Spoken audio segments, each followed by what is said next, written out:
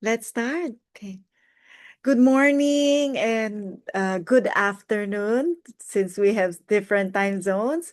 Excellencies, distinguished panelists, guests, and participants from across the ASEAN region and beyond, welcome to our webinar today. I am Darlene Pajarito, Justice Systems Director of ASEAN Australia Counter Trafficking. I am very pleased to host our last webinar for 2025, and this is our 24th in a webinar series that we started since 2020. And today's topic is about presumed victims applying the non-punishment principle in practice. Now, in our important discussion today, we are honored and very delighted to have distinguished panelists who I will introduce to you later. We're also very delighted to have counter trafficking advocates from across the ASEAN region participating with us virtually today. So, before we begin, our team will now present the House rules. Hello, thank you for joining us today. We would like to make this virtual event a pleasing and productive experience. To make this happen, the organizers request all participants to observe the following house rules. You may use a chat box when you want to provide inputs or comments. For documentation purposes, this event will be recorded. If you require special assistance to take part in this event, please notify our event organizers so that we can accommodate to your needs. Please click on the interpretation button at the bottom of your screen to select the language of your choice. Our interpreters are on standby. Lastly, as we are in a virtual environment, we will be kind to one another in case of internet connection issues. We will expect unavoidable technical difficulties. Feel free to join back if you're disconnected. Everyone's patience will be greatly appreciated. Thank you for your attention. Thank you. So our distinguished panelists today will present in English, but you have the option to listen in Lao, Bahasa Indonesia, Burmese, Thai, and Vietnamese. And if you want to listen Khmer, please click on the Spanish channel. And so click you as you see, you can see in your, if you're using your laptop, there's an interpretation icon at the lower right corner of your laptop screen, and you can choose the language of your choice. Now, to formally open this webinar, it is my pleasure to invite our representative from the Australian mission to ASEAN, dialing in from Jakarta to deliver her opening remarks. Please welcome the Senior Regional Portfolio Manager, Australian Mission to ASEAN, Ms. Bia Puspita. The floor is yours, Bia. Thank you, Darlene. Good morning, Excellency, distinguished speakers, and counter-trafficking partners from around the regions. Please introduce myself. I'm Bia Puspita, the Unit Manager from Human Security from ASEAN Mission to ASEAN. I would like to first acknowledge and distinguish speakers today. Her Excellency Anita Wahid, Representative of Indonesia to ICHAR, Judge Miaj Siti Kayesika from Kandal Court, Cambodia, Police Lieutenant Colonel Catherine Tamayo Cipriano, Legal Officer of Philippine National Police, Women and Children Protection Center, Ms. Among Pundiresi, Head of Protection and Border Governance Unit of International Organization of Migrations, IOM Thailand, and Prosecutor Aiser Yosef Gatua, Assistant City Prosecutor of the Philippines Department of Justice. On behalf of the Australian government, I'm honored to open today's webinar, a part of our regular series on adaptive justice response to trafficking in persons, and our last webinar for 2025. Australia has supported ASEAN for over 22 years in countering trafficking in persons. We shared joint commitment to uphold the rights and dignity of victims, especially women, children, persons with disabilities, and marginalized groups. Trafficking for forced criminality, specifically into scam compounds, make victim identifications more complex and harder. Often, individuals may appear complicit in criminal activity when they have been deceived, a core element of trafficking in persons. Accurate and consistent victim screening and identification is then very essential. Today's webinar is facilitated by the ASEAN-Australia Counter-Trafficking Program, funded by Australian government, that continues our joint effort to put the non-punishment principles into practice. The non-punishment principle was enshrined in the ASEAN Convention Against Trafficking Persons, especially women and children, and further strengthened in the ASEAN Guideline on the implementations of the non-punishment principle that was launched by ASEAN in June this year with Australia's support. These instruments reflect ASEAN's commitment to protect victims. We are pleased to acknowledge that ICHAR and SONTC are developing indicators and training materials to translate this principle into practical tools for data bearers and practitioners across the region. Today's discussion is timely. Yesterday, we marked Human Rights Day with a message that human rights are essentials to our daily life. It is a reminder that our work promotes human rights and safeguarding dignity, transparency, and accountability. By recognizing victims' experience and responding appropriately, we help restore their rights, prevent harm, and support their recovery. We hope this webinar will provide practical insights and foster conversations on how the non-punishment principles can be applied consistently in the context of trafficking for forced criminality. We also hope it will strengthen cooperation among ASEAN member states, which is vital for identifying victims and disrupting the criminal networks that profit from their exploitation. On this note, Australia remains committed in working closely with ASEAN to end trafficking in persons and to ensure that our people can live in safety and dignity. Thank you.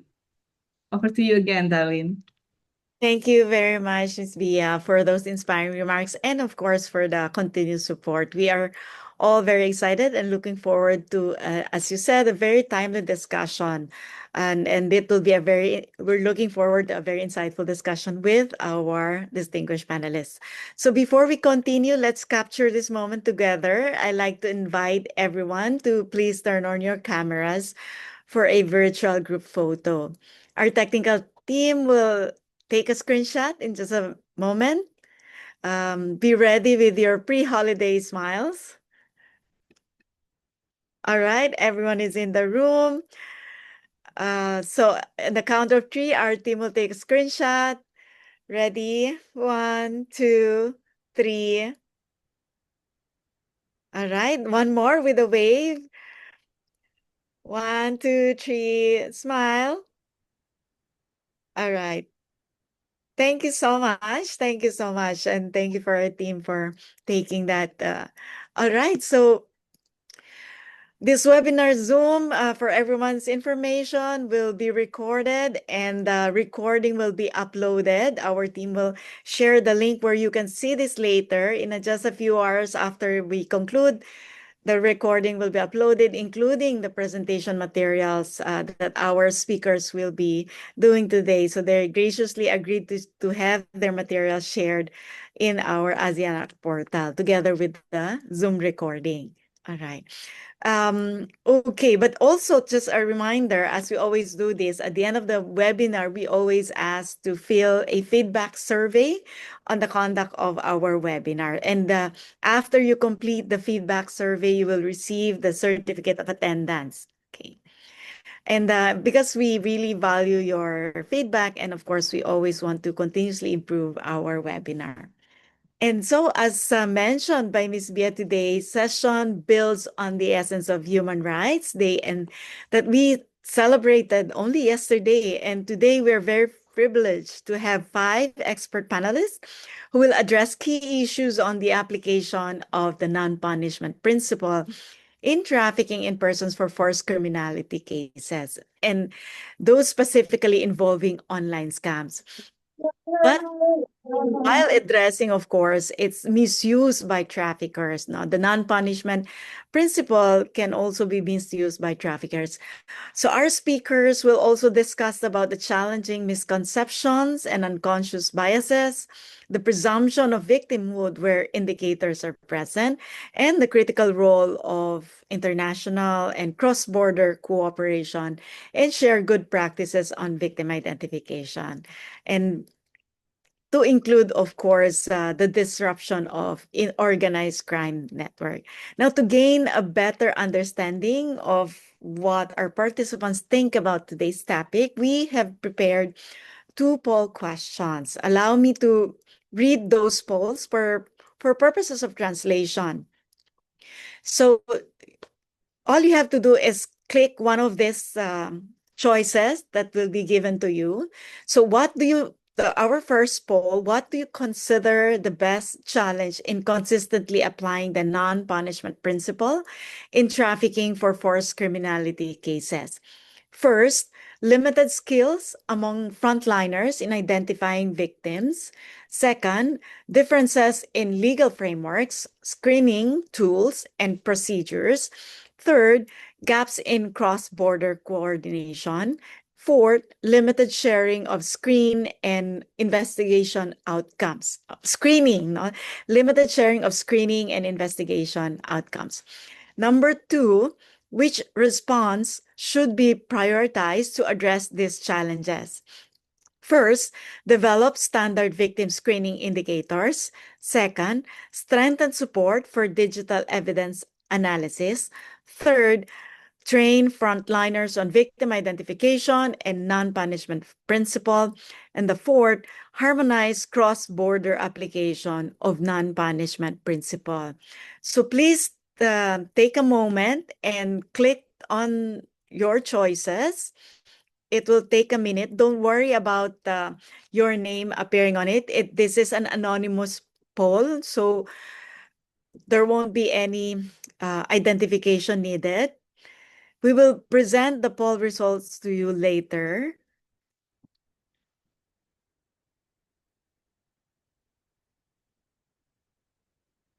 Okay, but while you're still at it, the poll will still be there.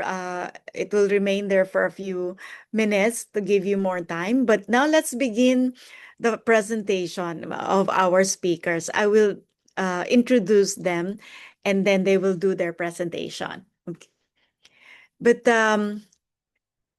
we will have Ibu Anita to present towards the end, as I think she is still on travel. So we will have our first speaker.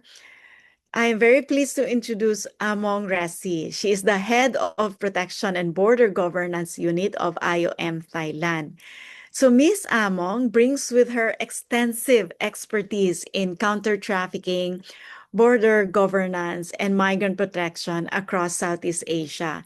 In Thailand, Ms. Among played a pivotal role in developing and operationalizing the National Referral Mechanism for Victims of Trafficking, a formal framework that enables government and non-government agencies to work together in identifying and assisting victims through a structured process of screening, referral, and provisions of tailored protection services.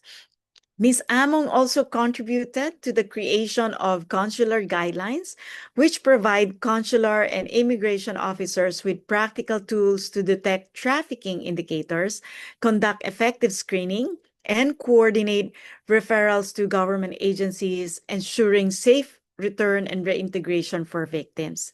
In addition, Ms. Among has facilitated bilateral cooperation of law enforcement cooperation and protection of victims of trafficking, including return and reintegration to ensure victim-centered approaches and continuity of care for the victims.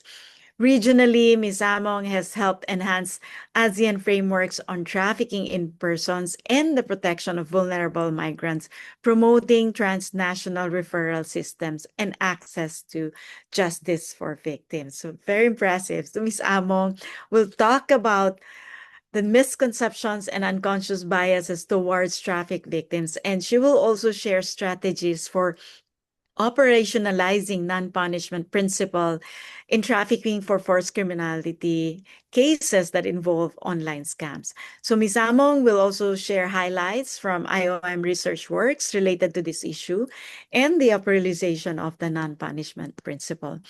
You have the floor, Ms. Among, please. Thank you, Attorney Darlene. Good morning, distinguished speakers, excellencies, and colleagues. Thank you for the opportunity to share our experience, but also reflections in supporting the member states and also partners in enhancing the non-punishment principle in the context of trafficking for forced criminality. Yeah, since 2021, IOM has been working very closely with the member states, civil society organization, partners, including ASEAN-ACT, to promote access to justice and protection for victims of trafficking who are coerced to commit illicit crime in the cyber scam compound. So to date, IOM has been supporting more than 10,000 individuals. This year alone, more than 2,000 victims uh, identified in the scam compound operating in the Southeast Asia. And we are helping to provide support in accessing protection services in the country of destination, transit, and origin. So, as requested by the organizer, today I will try to explore how misconception and unconscious bias can impact the identification result, protection, and obviously the prosecution outcome of the trafficking cases. And in the context of scam center, has been evolving very quickly, and also I think it's really critical for us, the frontline officer, to reflect our response, but also improving our practice. Next slide, please. Let me start by examining some of the persistent misconceptions and bias in the context of trafficking for forced criminality. We often hear that the victims or the individual who are working in the scam center, they have strong profile. They are educated, they are multilingual, young people. So with this strong profile, somehow we feel that they are less vulnerable, right? But the fact is that everyone or victim itself, the individual often facing multiple vulnerabilities. So it cannot just be generalized that if you have good education that you are not vulnerable, right? So this is a very common understanding. We always mention that, oh, generally they are male, they are young people, educated, having tech savvy, multilingual. So they are less vulnerable and it's impossible that they are victim of trafficking. But this is the first, I think, bias that we have in mind. Yeah, and then the second, another misconception, I think, we often think that everyone who working in the scam compound, they're all scammer, they are criminals. It's very easy for us to conclude or to say that they are a criminal, they are not victim of trafficking.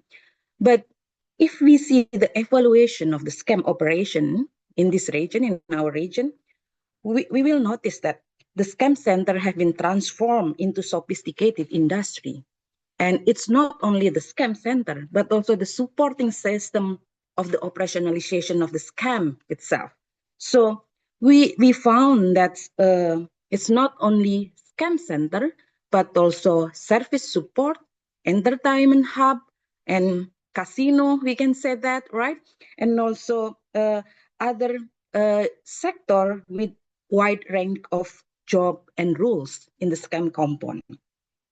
So not everyone working in this environment are being taxed to do the scam.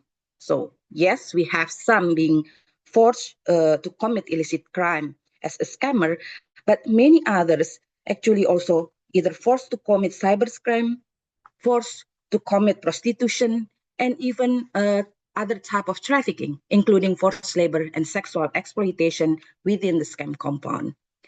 We also see the myths that freedom of movement and communication can be accessed in the scam center because they are working with the computer, they have a mobile phone, they can access their devices. But we forgot that actually in the scam compound, they're being monitored almost 24 hours.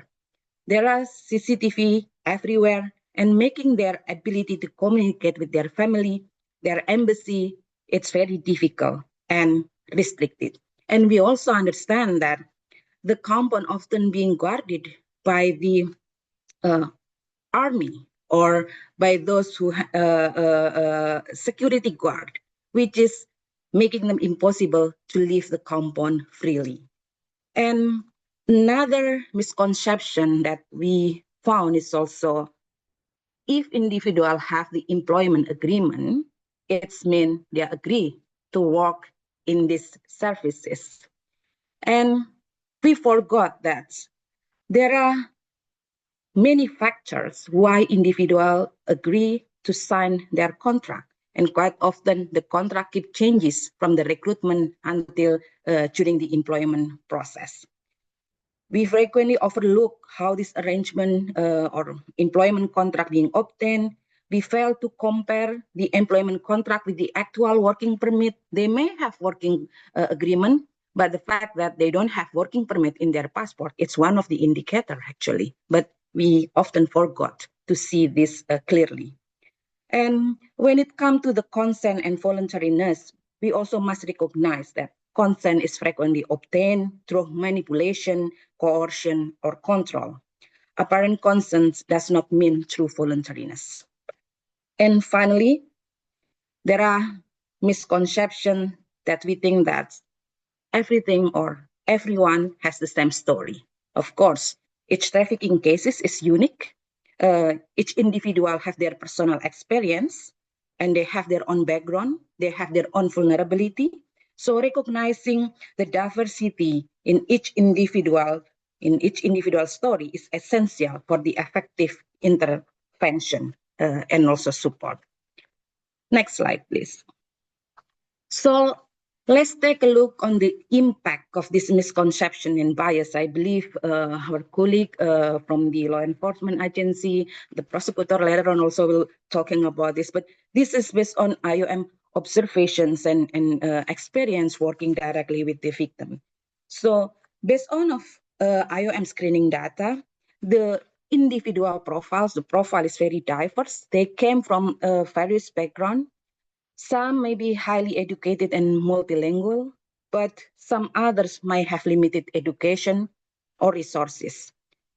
Prejudice and stereotype then we make us believe that there are common type of the victim. It's also make the situations become difficult, and sometimes it can lead to the misidentification process.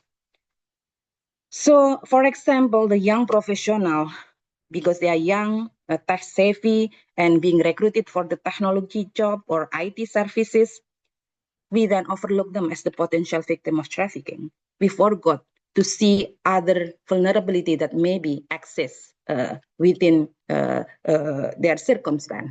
We also found that many of them are actually flying or trying to find job in overseas, not only because of seeking the employment, but also trying to find safe places while and then safe environment while in their country of origin there are a lot of conflict and also some international protection risk. And when victims are misidentified, the consequences can be severe, right? Denied protection, authority might refuse to recognize someone as victim if they have a signed employment contract, for example, even if it was obtained through the deceptive or coercion process. Re-victimization is also the impact. They may be detained or prosecuted under other crime. In the case of the scam center, it's clear we saw many of them are being penalized as the scammer, as the criminal, but their trafficking situation never been identified or even investigated. And the situation can result in the exclusion from vital protection services. Another impact also, I want to talk this a little bit more on the post-return challenge, right? After returning home, misidentification put the victim into more difficult situation. Absence of ongoing care, many returnees victim receive little or even no follow-up services from in the country of origin, leaving them in the more vulnerable situation, and that's maybe re-traffic. There are risks for the re-traffic. And without access to the safe employment or psychosocial support, victim maybe be targeted against by trafficker. And when you labeling them as the criminal, it's become more difficult for them to find a job in their country of origin because the labeling, the stigma that they receive already. As such, then, there are insufficient reintegration support. This is clearly, and we have seen this, many of them actually re-enter in the trafficking situation, right? The data, the latest data, I think IOM in Thailand, we coordinate closely with the immigrations of Bureau of Thailand, and we see the pattern that some of them are actually attempt to re-enter Thailand, or even they have been trafficked in other countries and then moving to Cambodia, Myanmar, Laos, and others. So there are cycle of exploitation there that not be addressed. So the impact of this misconception and bias in identification are profound and long-lasting. Psychological harm, barrier to justice, cycle of exploitation, that's definitely one of the impact that we see easily in the context of trafficking or scam center. So I just would like to mention that effective protection and prosecution require us to recognize and address this layer of vulnerabilities. This means we need to challenge the stereotype and broadening our understanding on who are the victim and why, how to identify. I think Author Nida mentioned about the indicator of trafficking, for example, ensuring that frontline responders are trained to identify the sign of trafficking, and also providing comprehensive long-term support for the victim and survivor, including legal, psychosocial, and economic assistance. Next slide. So I try to touch a little bit on why non-punishment principle become essential, because without application of the non-punishment principle, victim will be experience double victimization. We already mentioned in the beginning, first they are being exploited by their trafficker in the scam compound, forced or deceived into committing illegal act, but when they are being rescued, they are trying to escape from the situation, they also become labeling as the criminal. So this is double victimization. And also the non-punishment principle actually provide critical safeguard, ensuring that victims are able to share their experience within a safe and supportive environment. So victims, especially those working in the scam compound, they have fear retaliation. They have fear to be arrested, to be punished. So that's why they are often afraid to seek help and to share the whole story. And if we only have very limited time without trauma-informed approach, it will be very difficult to collect all of this information. So if we can apply the non-punishment principle, of course, through the trauma-informed care, it will be beneficial for us because it also will helping us in collecting more robust evidence from the victim itself. And applying non-punishment principle means also upholding the human rights, international and regional standard. Palermo Protocol, ASEAN Convention on TIP has emphasized that victims should not be punished for unlawful act that committed as a direct result or consequences of being trafficked. It's clear. I think if we follow this, then punishing victim for crimes committed under coercion, it's actually perpetuate injustice and violates this standard. I think what we need is also clear guidance on how to translate this. And thanks to ASEAN-ACT and also SOMTC and ICHAR Indonesia, who now developing the training material for how to apply non-punishment principle. And applying non-punishment principle will also contribute to breaking the cycle of exploitation. So when survivors of trafficking are left without criminal record and stigma, it's become extremely difficult for them to rebuild their life once they arrive in their home country. So there are often faces a significant barrier for employment, social exclusion, and also ongoing psychological harm. This challenge increases the risk become or being re-trafficked in the same circumstance. So because they have limited option, then they're very easy to be targeted by the trafficker and even being promoted or encouraged to be promoted to be a part of the recruiter, for example. So if we able to apply non-punishment principle, then we will be able to break this cycle. And lastly, implementing the national principle is actually a strategic action in combating trafficking linked to cyber scam.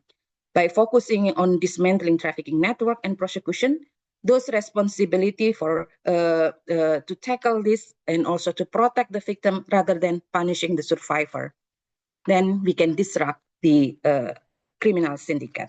So next slide, please. Just how to operationalizing the non-punishment principle. This is my last slide because ASEAN-ACT mentioned that can we give some practical tools and how IOM seen this. So yeah, from our based on our observations, but also reflection, early identification is really crucial. And the issues right now is also with the influx cases, there is no one can handle these cases alone. So I will really encourage that in order to apply the trauma-informed interview, investigation, I think working with the NGOs, civil society organization, it's important. It can close the gap. Because in the meantime, let's see the latest crackdown in Myawaddy, right? Since October up until now. We understood 1,500 individuals waiting to be screened by Thai government. It's very difficult for one country to deal with this thousand of individuals without any support. So opening the door for also a civil society organization to come in to provide the support in conducting the screening, that will be one of the option. I think we have in the past, we have this kind of experience before in ASEAN. Remember, I think 2016, 2017, when we have the huge cases of the trafficking in fishing, both government very open to the civil society organization, then CSO helping them to do the screening, and of course for the identification, frontline officer will try to find a collaborative material to support the screening results. So those kind of model can be applied in this context of cyber scam, where we have thousand, and maybe 100,000 of potential victim. And the second one is applying the presumption of victimhood. This is really important in the context of the cyber scam. We all have an issues here. We've seen that a lot of issues, and with if we embedding this principle in our national SOP, for example, and also relevant guideline and framework, it will give us more or frontline officer more clear guidance on how to identify and how to see the indicator clearly and how to respond if they found any indicator of trafficking. And the third one is the clear referral protocol. We all mentioned about the importance of a referral process, I think, and it's not only at the national level, but also in ASEAN, the regional level. We should have clear referral protocol and interagency coordination, developing referral pathways, ensuring interagency approach with clear timelines, role, and responsibility of each parties. So we can see the timeline and also can track and monitor the cases. For example, after the identification, victim will be referred to designated case manager who coordinate with law enforcement agency, with the legal services, health services, and NGO, ensuring that the victim is really receive comprehensive and continuous support without unnecessary delay. So referral protocol become more and more important. The fourth step is really developing the robust monitoring and accountability system.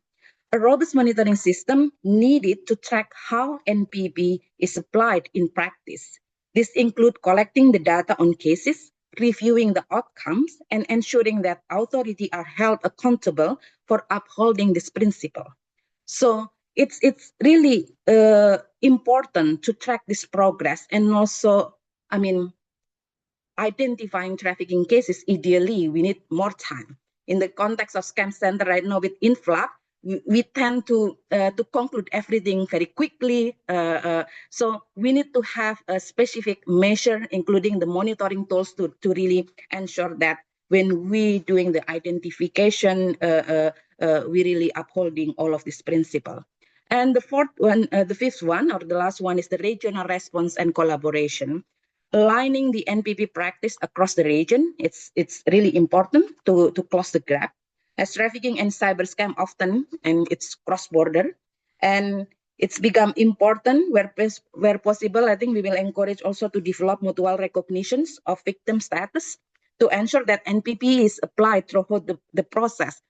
Now what we've seen is like the victim identification result in country of destination, origin, or transit. It doesn't mean apply in their country of origin. So it's one of the challenge. So if we can agree regionally to have like shared standard or identification, including referral, and also if country of destination or transit has been identified the individual as victim, then country of origin need also to follow those identification result. That's maybe can close the gap. So I think there are also positive example, right, on the bilateral agreement among ASEAN member states that we already have. I was involved in the MOU of bilateral MOU between Thailand and Vietnam, and also Cambodia and Thailand. Actually, you do have the bilateral SOP on law enforcement cooperation, which is you agree on the standard for the identification referral. And I know ASEAN-ACT also helping Thailand and Laos to develop bilateral SOP on law enforcement cooperation. So this is some promising practice that I think very useful to apply and also to promote the standardizations of the screening, identification, referral, and also status determination. Next slide. It's just my last just conclusions and also call to action. I just want to recognize, I encourage everyone to recognizing the distinction of vulnerabilities of individual involved in the scam operation. This is not only moral obligation, but also legal necessity. I will say that.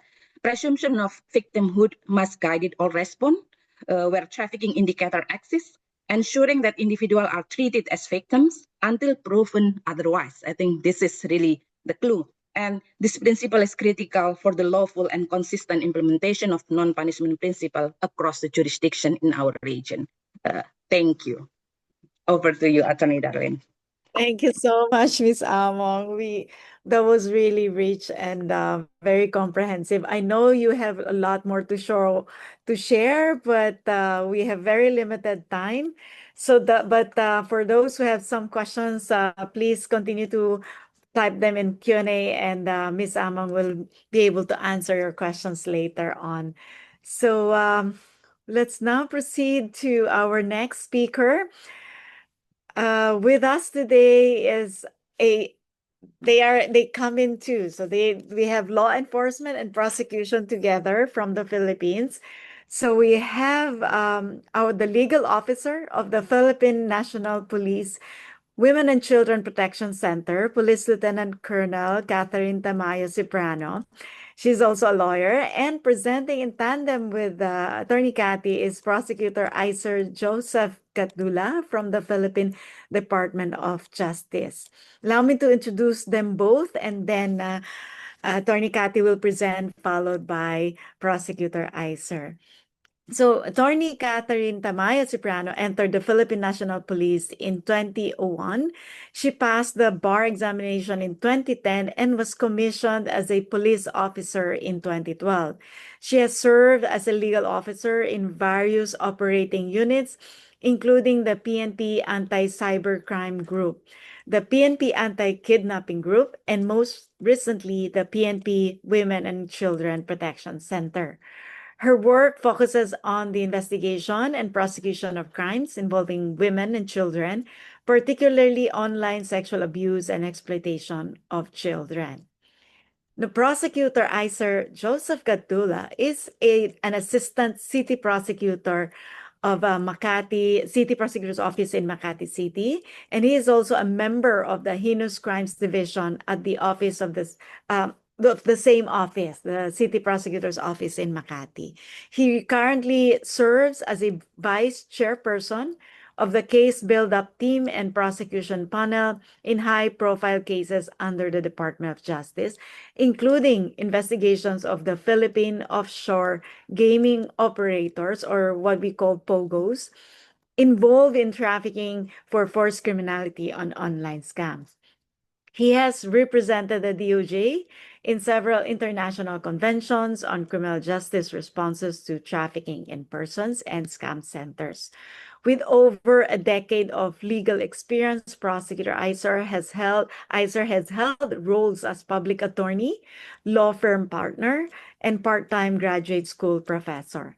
He earned his Master's of Laws from San Beda College and is pursuing a Doctor of Juridical Science. So his expertise spans criminal prosecution, anti-trafficking initiatives, and complex litigation. So with their extensive law enforcement and prosecutorial experiences, Police Lieutenant Colonel Cathy and Prosecutor Iso will provide us with some practical approaches to identifying victims of trafficking for online scams and its benefits for successful case investigation and prosecution while protecting victims from criminalization. So they will also share cases where the non-punishment principle was applied during investigation and also during prosecution. So Attorney Cathy and Pros Iser, you now have the floor. Thank you very much, Ma'am Darlene, and good morning to everyone.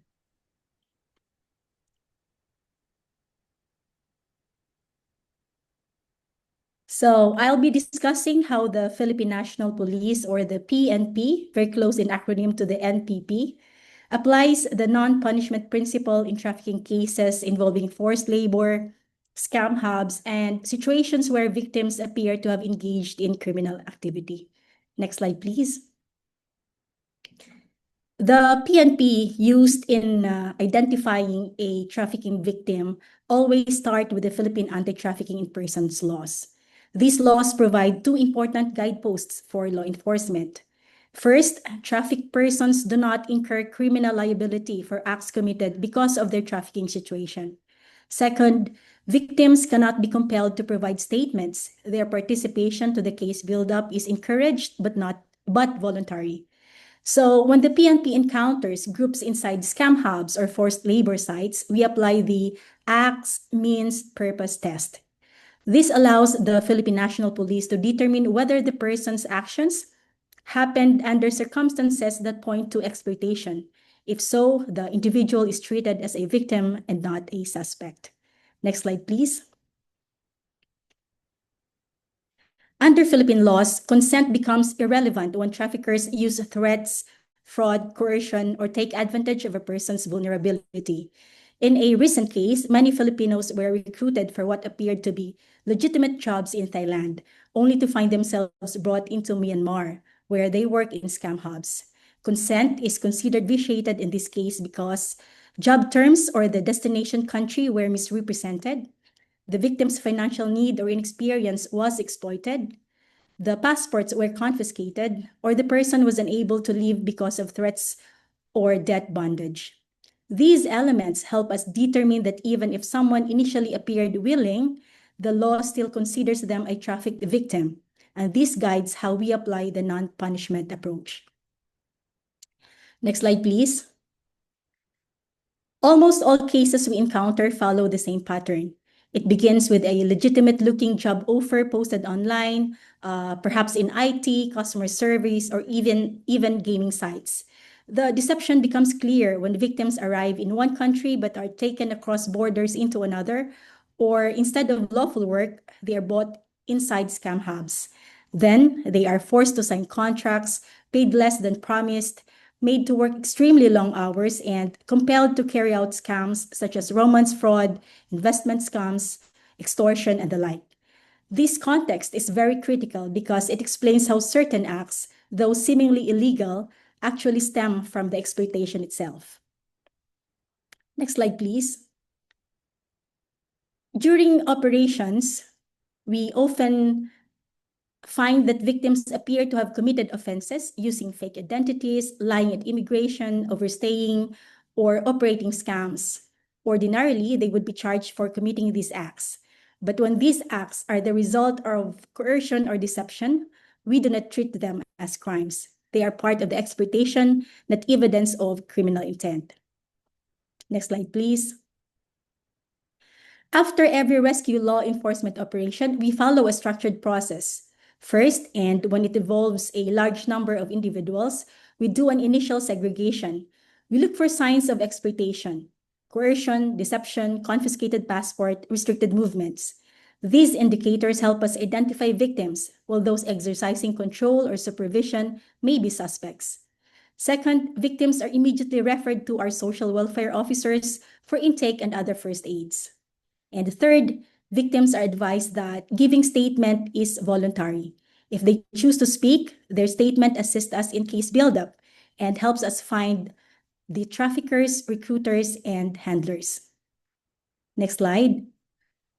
In our government response, the Philippine National Police is responsible for identification, rescue, documentation, filing of criminal complaints, while other agencies provide a range of supports such as psychosocial services, legal assistance, medical care, temporary shelter, and reintegration.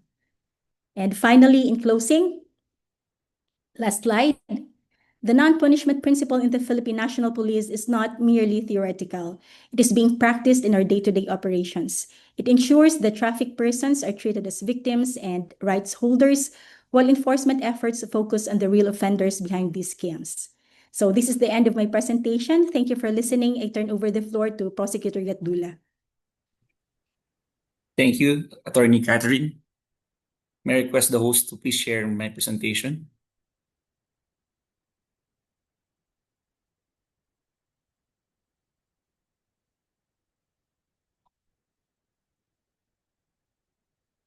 Good morning, everyone. First of all, I would like to thank Ms. Attorney Darlene for the kind introduction, but I will skip the pleasantries and move directly to my presentation due to limited time. So next slide, please.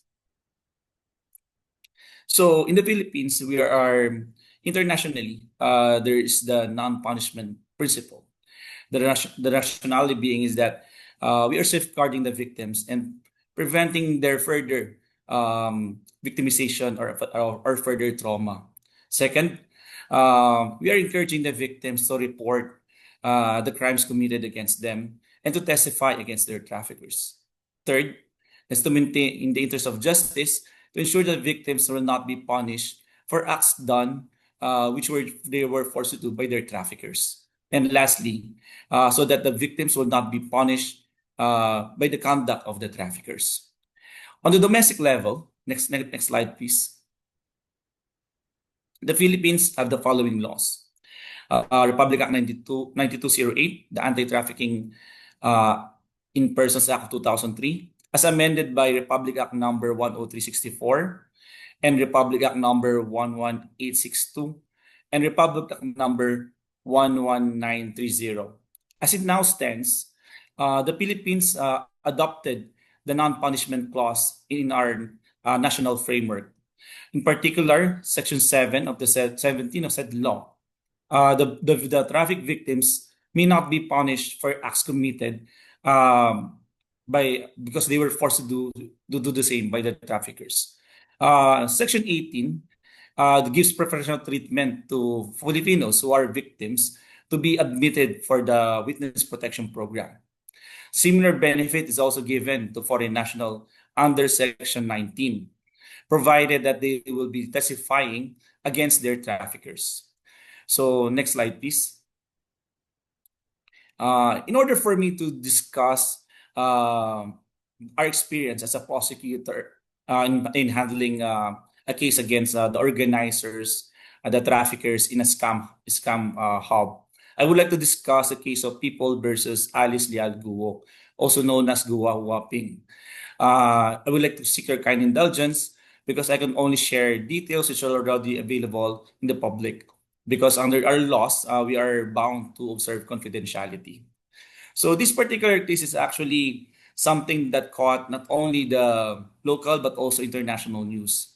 Because this is something that we thought that could only happen in the movies, wherein a victim, a foreign national, was kidnapped in Metro Manila and was transported to Banban, Tarlac, and was sold to the scam farm or scam hubs. So there, he was tortured and he was forced to scam people in foreign countries, in particular, those people who knows how to speak the Chinese language or Chinese dialect. He's a Malaysian national. So considering that he was tasked to scam internationally, he had access to a mobile phone, which allowed him to contact his embassy in Malaysia. So the Malaysian embassy coordinated with the Philippines and requested assistance in order to rescue their national.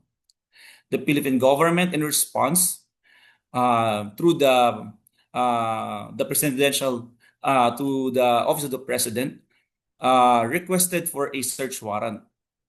Eventually, after a search warrant was issued on March 19, 2024, the Pogo hub in Banbandarlak, um, the authorities were able to enter the said Pogo hub, and 875 individuals were rescued. Out of the 875 victims, only 371 are Filipinos. Basically, 504 individuals are foreign nationals. These foreign nationals are from China, Malaysia, Vietnam, Taiwan, and Indonesia. Despite the sheer number of victims rescued, only 4 Filipinos, 1 Malaysian, 1 Vietnamese, and 1 Chinese filed criminal cases against their traffickers. Those that were charged were the persons who are the manager, the person who inflicted the torture upon the victims, and those who have control over the persons of the victims. The sheer number of victims caused public uproar in the Philippines. Consequently, various agencies, including the Senate and Congress, conducted investigation as to how this particular scam center was able to operate in a very remote municipality. So the Department of Justice, by virtue of Department Circular number 20, allowing prosecutors to actively participate in the case build-up, created a task force by which I am a member, and I'm now the chairperson, and allowed the prosecutors to actively evaluate the evidence and interview victims. So initially, the panel charged the incorporators of the corporations that operated within the Pogo hub or the scam center. The theory is that these scam centers are trying to operate as if they are engaged in legitimate business. So they are securing licenses. So necessarily, there will be corporate records as to who are the responsible officers. And in the Philippines, there's a presumption that if you are a responsible officer, any acts or crimes committed within the said company, the said officer can be held liable. So that's one of the theory. Another legal theory of the panel was we need to follow the trail of the money. So we, with the coordination with the Anti-Money Laundering Council, the necessary petition was filed before the Court of Appeals to seek to freeze the assets and the bank accounts of the corporate officers of the said compound. So there, we were able to find out who are really the owners, the financiers of the said compound. Eventually, 2 of the accused, who are also incorporators of the company in the said compound, were admitted to the witness protection program. The reason being is that said accused provided evidence that they were merely paid by one of the accused to incorporate the said company in order for the Pogo hub to operate as it's engaged in legitimate business. So those said individuals were eventually discharged after the necessary motion was filed before the court and were admitted with the Witness Protection Program of the Department of Justice. Eventually, after the prosecution presented the pieces of evidence linking the organizers, the financiers, to the operations of the scam farm or scam center, we were able to get a conviction. And on November 27, 2025, the court convicted Alice Guo and 7 other accused for organizing the said scam farm or scam center. And they were suffered to serve a penalty of life imprisonment. And this is also a landmark ruling because the whole scam hub was forfeited in favor of the state. It was one of the things that we discussed during the case build-up because we believe that if you're going to remove the financial capacity of the syndicates, remove the establishment, forfeit in favor of the government, it will be difficult for them to operate such scam hubs or scam centers. Well, basically, as a prosecutor, one of the things that became difficult for us when it comes to case build-up and before filing the appropriate cases is determining really who are the victims. We were, by the sheer number of the rescued victims, it was really difficult to screen who are the victims, who are the traffickers. Especially that under our laws in the Philippines, the law enforcement agencies have only 36 hours to file a case before the prosecutor's office involving grave offenses. So with that limited of time, it's really difficult to us to screen in the victims, whether they are victims or traffickers. Further, considering that there are more than 500 individuals who are foreign nationals, most of them really just wants to go back to their home country. They're no longer interested in filing cases against those persons who inflicted injury upon them, who tortured them, who forced them to scam people. One of the things that also we noticed during the screening of the victims is that it is difficult to group them together, especially if they speak the common language, because the trafficker may join that group and even threaten them. Considering that these syndicates operate operates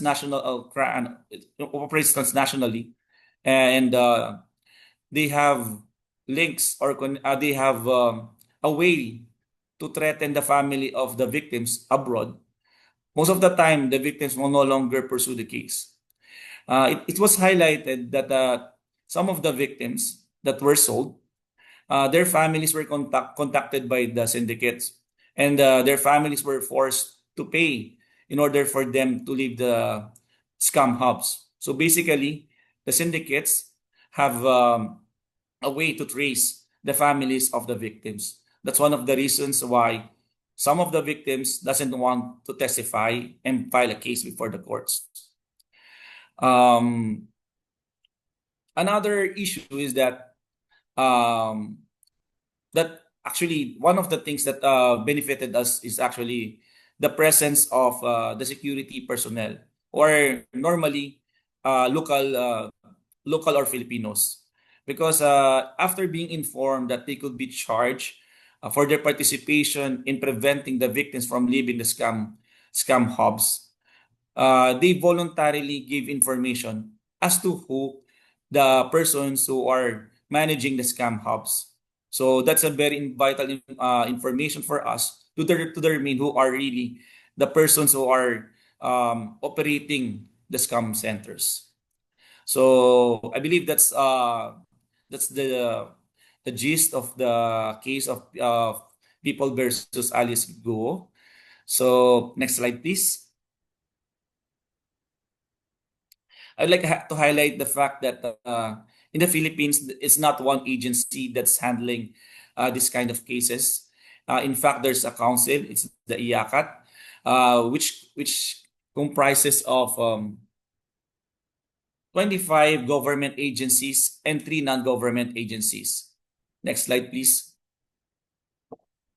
I would like also to highlight the contribution of the Presidential Anti-Organized Crime Commission, or the PAOC. It is an agency directly under the Office of the President.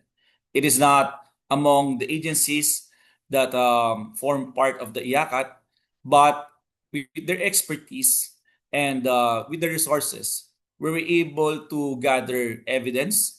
We were able to secure the participation or cooperation of other government agencies in addressing these scam farms or scam centers, and securing the conviction of the traffickers in the case of that I mentioned a while ago. So next slide, please. And that will be all for me. Thank you so much.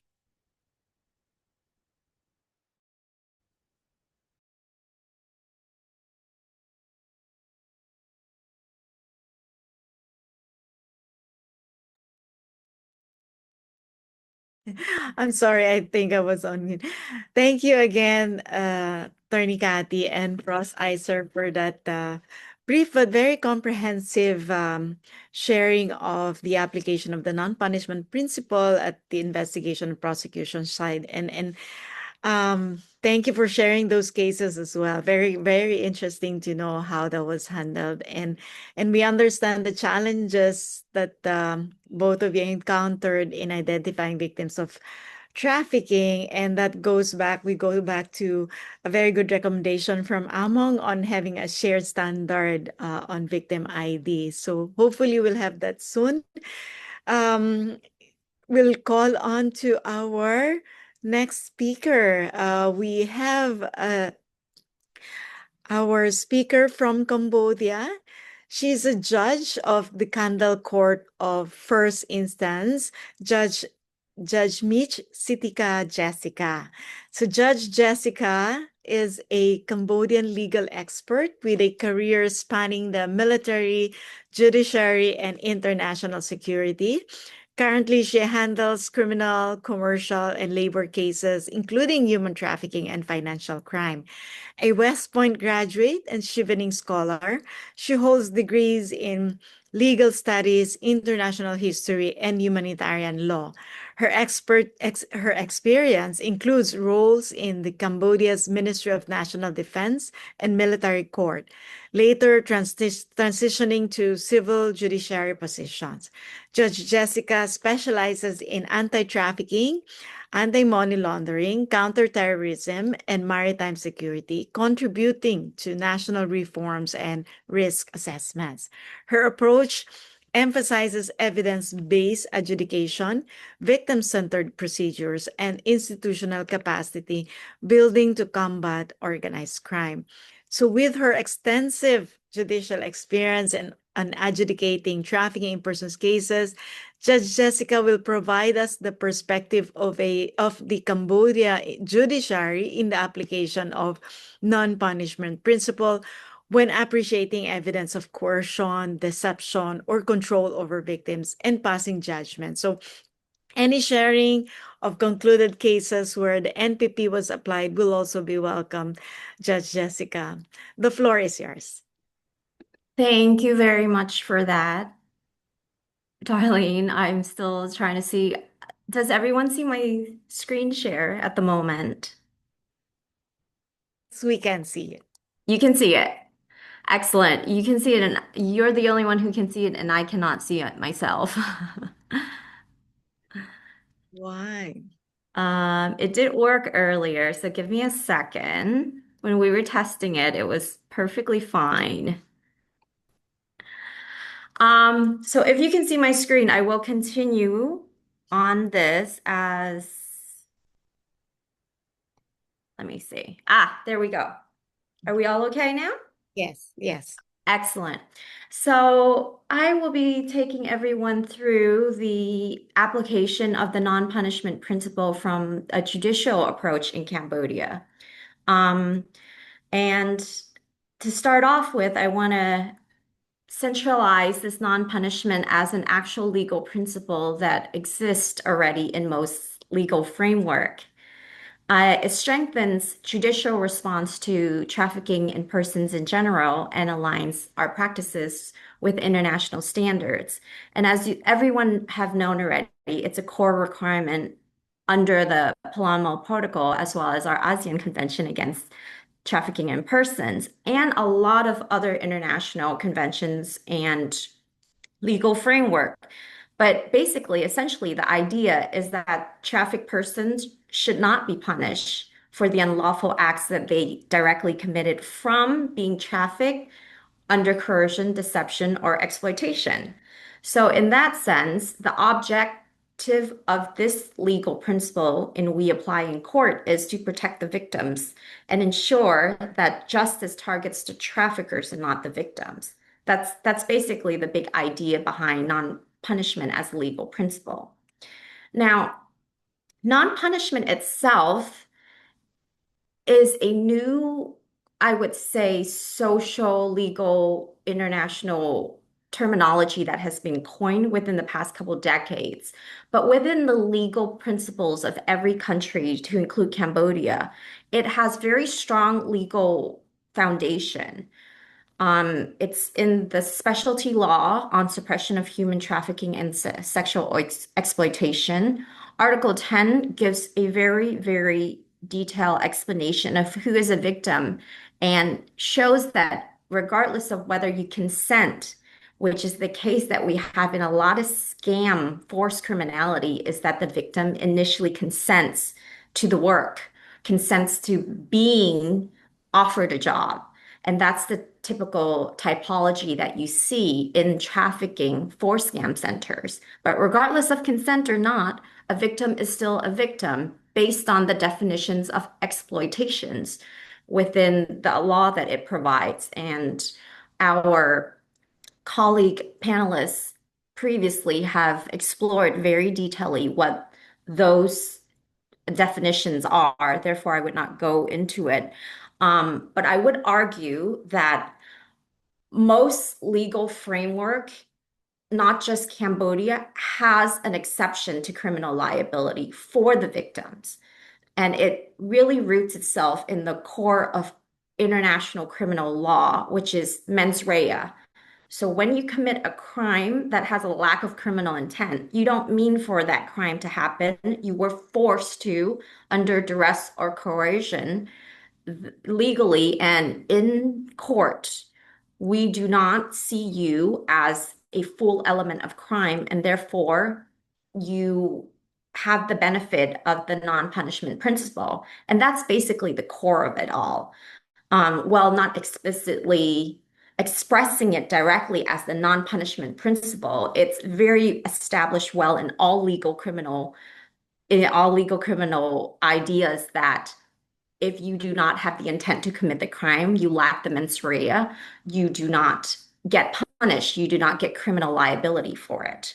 But there are also benefits to applying the non-punishment principle as a judicial strengthening practice because it strengthens our rule of law. First, it prevents the miscarriage of justice itself. It ensures that the judiciary is aligned with international standards. And as the ASEAN-ACT have mentioned earlier, we are funnelizing and formalizing NPP as a standard in our international instruments as well. But it also encourages the victim to cooperate. If they do know that they have a safe passage legally through all of this investigation, they feel safe to provide information. It improves the investigation of traffickers, financiers, compound operators. You are, of course, adhering to international law and rights framework, but most importantly, your legal law enforcement, as well as your legal resources, is directed towards dismantling the organized crime rather than punishing the actual victims of the minor part of the organized crime. I will walk you through, though, a little bit of the judicial issues that occur. As my colleague, our panelists from IOM have mentioned that trafficking in person in scam cases usually starts with lured by job offers, promises of overseas employments, recruitment through social media, and cross-border networks. So all of those typically creates judicial issues that I will go through a little bit for you. And this includes differentiating victims from offenders. It's so key that the judiciary applies NPP strictly, but it's also very, very difficult because in a scam center, there are different levels of management. And if you screen everybody, there will definitely be those who are not victims. There will definitely be those who are offenders. And therefore, differentiating the offenders who can appear as victims and victims as offenders is definitely the issue for us in court at the moment.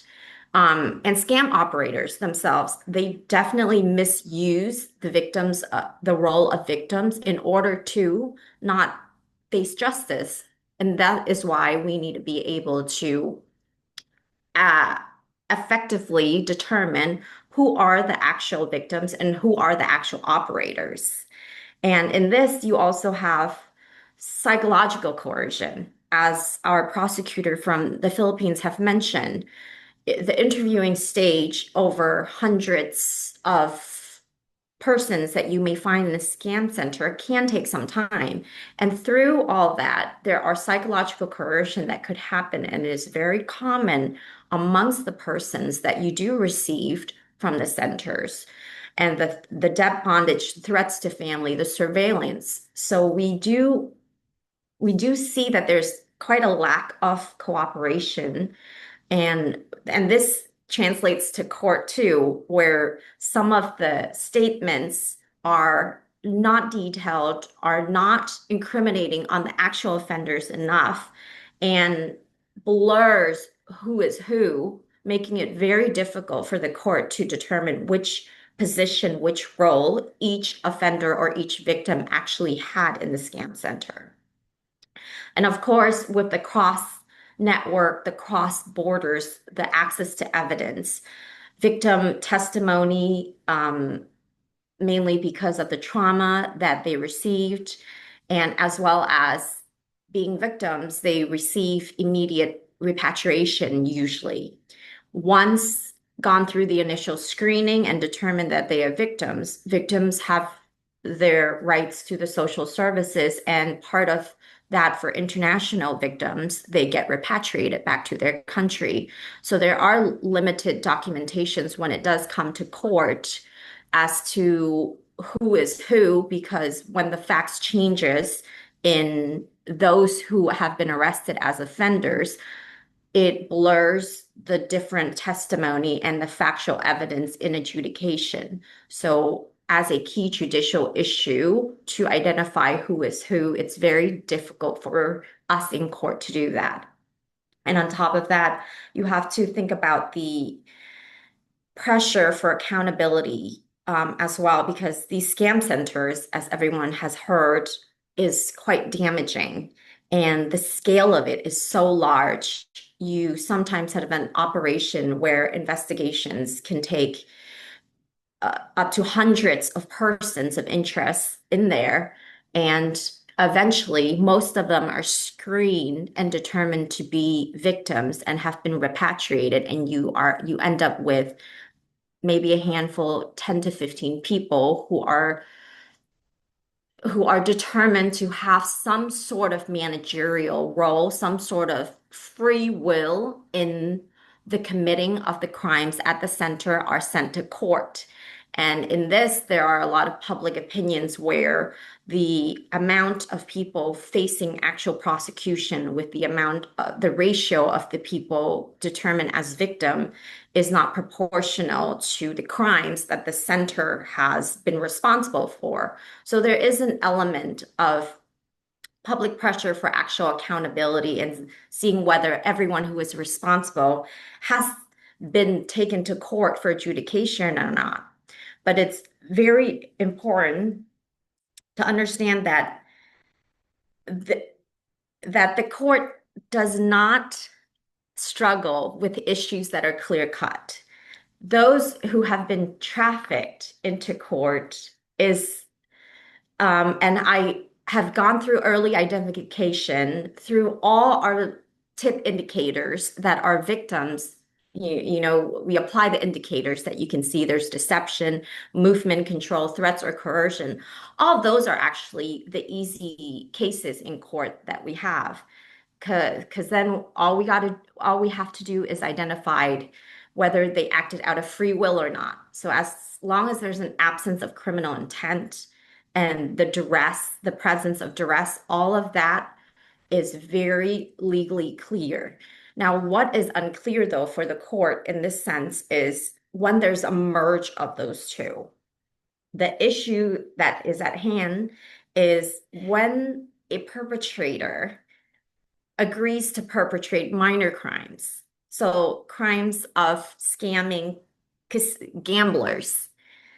And then they were forced to conduct higher frauds, bigger scams. That was when they were coerced. The court has to now handle the punishment that occurs from before when there was free will to when free will no longer exists. And this is, I think, the mention of our IOM panelists about the perfect victim or our idea of what a perfect victim looks like. This is what the court struggles with, is the cases where they have free will, they've conducted it on their own, and they now are financially stable and does not want to continue on the bigger scams, but now is forced to once they're in the system. This usually, I have a couple of these cases where I have myself treated their acts as two different factual acts and have given them mitigation circumstances for each and either of it. But the ones that are clearly conducted under coercion is the one that we can identify to apply the non-punishment principle definitely. However, the ones where they have agreed to and knowingly knew what they were doing in return for financial gains, those are the ones that are difficult and hard to determine because then you have to look at it. Were their financial gains ratio, were they proportional to the activities that they conducted? Were they proportional to the amount of scammings that they got? Did that really show free will? So all of that still boils down to free will. Did they act it out of free will? And that is basically the legal principle that the court struggles every day to determine during these investigations and cases. But again, we have our tools, and judicial reasoning is one of them, where the assessment of coercions, our analysis of exploitation indicators, as we've all developed and seen together, and clear justification for applying NPP is very clearly established in our legal jurisprudence. And the appropriate orders, of course, is always acquittal, non-prosecution, and to refer or return the victim to protection and support mechanism. This is all provided in our legal framework at the moment, and the court always chooses to follow this through. If it is seen that the victims have conducted the crimes under coercion, there's always a justification for applying NPP. These are basically, if you want to see a little bit of the nitty-gritty evidence-based decision makings that we do to determine, these are the following criteria that I usually have a look at before I determine whether a person, the suspect is arrested as an offender in front of me, but they're claiming that they were a victim. So the initial victims who've been screened, that I would say the easy determination cases, they've all been repatriated back to their country. Most likely it never makes itself to court, and I have to deal usually with middle management offenders who claim that they are victims of trafficking and they were forced to torture, they were forced to control the movements of their other colleagues. So this is the sort of evidence that a judge would have to look at in order to determine whether the person actually does have free will in what they did committing the crime or not. And it all boils down to the one question I would ask. So before I decided, I would look at would the act, the criminal act at hand, the scam, the abuse that they conducted further on, the fraud online, would that certain criminal act have occurred without the trafficking situation? And if the answer is a clear cut no, then the NPP applies. Now, even if it's not so clear cut no, NPP can still apply in this case, but it just has to look at whether the burden of evidence is high enough to show that the person would have committed the act without the trafficking situation as well. So this is the actual application that we do in court to show whether to apply NPP as a whole. But to us as judges, and I think as most legal scholars, and the non-punishment principle is very deeply rooted in our legal criminal theories anyways, mainly because an element of the crime, in order to show that you are guilty of a crime, you have to have the mens rea for it. So the criminal intent. And if your criminal intent is questionable, you might have limited liability. For example, if you were drunk when committing a crime, you might have limited liability. But if you were forced to commit the crime, you were trafficked to commit the crime, you were under duress, you had no criminal mindset, then it is a full defense to criminal liability. You cannot be held responsible for something that you did not intend to commit. And that's basically the crust, the foundation of non-punishment principle as a whole in legal theory. Before I close it all up for you today, I think I might have gone a little bit onwards, but a final note about non-punishment principle from a judiciary point of view is that although scam relating trafficking is a new and evolving challenge, there are very set legal principles that if we take the time to look at the evidence to adjudicate based on what's in front of us, providing that we're able to have that clear-cut evidence in front of us, it has very strong roots. Non-punishment principle is very legally fundamental as a rights-based application in all legal judicial system. And non-punishment principle, to all my law enforcement officers, if you're here, and to all my judicial colleagues, non-punishment principle is not leniency. It is basically justice. You're ensuring that justice reaches the actual people who perpetrated, not the people who were perpetrated upon or who were forced to perpetrate it. It's actually on the big players. And I myself see the judiciary, we play a central role in confirming that victims are actually victims. The offenders, we are not prosecuting victims as offenders. That is very important. And that we prevent that re-victimization of victims that have occurred. And this ensures that the traffickers are the ones held accountable, not the victims. And of course, and this is all in the pursuit of a human rights-based judiciary that will help strengthen national and regional security overall on itself. So with that, I conclude my brief this morning to you, and we'll be happy to answer any questions you have later. Thank you so much, Judge Sitika. That was really refreshing and very enlightening to hear from the perspective of the judge or from the judiciary in general, because we've heard perspective from the regional perspective and then from law enforcers and prosecutors, and it's very rich enriching to listen to you and how you explain, the concept of the mens rea and how that affects. As also mentioned by Ms. Among, where consent does not necessarily mean voluntariness because of the presence of the second element actually on TIP and And we're really talking about evidence, but then from the judiciary's perspective, you have to think about its admissibility, relevance, materiality, using judicial reasoning, and of course, accountability. All of that taken into account. So it must really be a tough job to be a judge. But thank you again for sharing. And now let us listen to our last but certainly not the least, the speaker this morning. So, Her Excellency Anita Wahid. So, she is the representative of Indonesia to ASEAN Intergovernmental Commission on Human Rights, or ICHR. She is currently a PhD candidate at the Australian National University. Her research is focused on the weaponization of disinformation in the Indonesian election of 2024.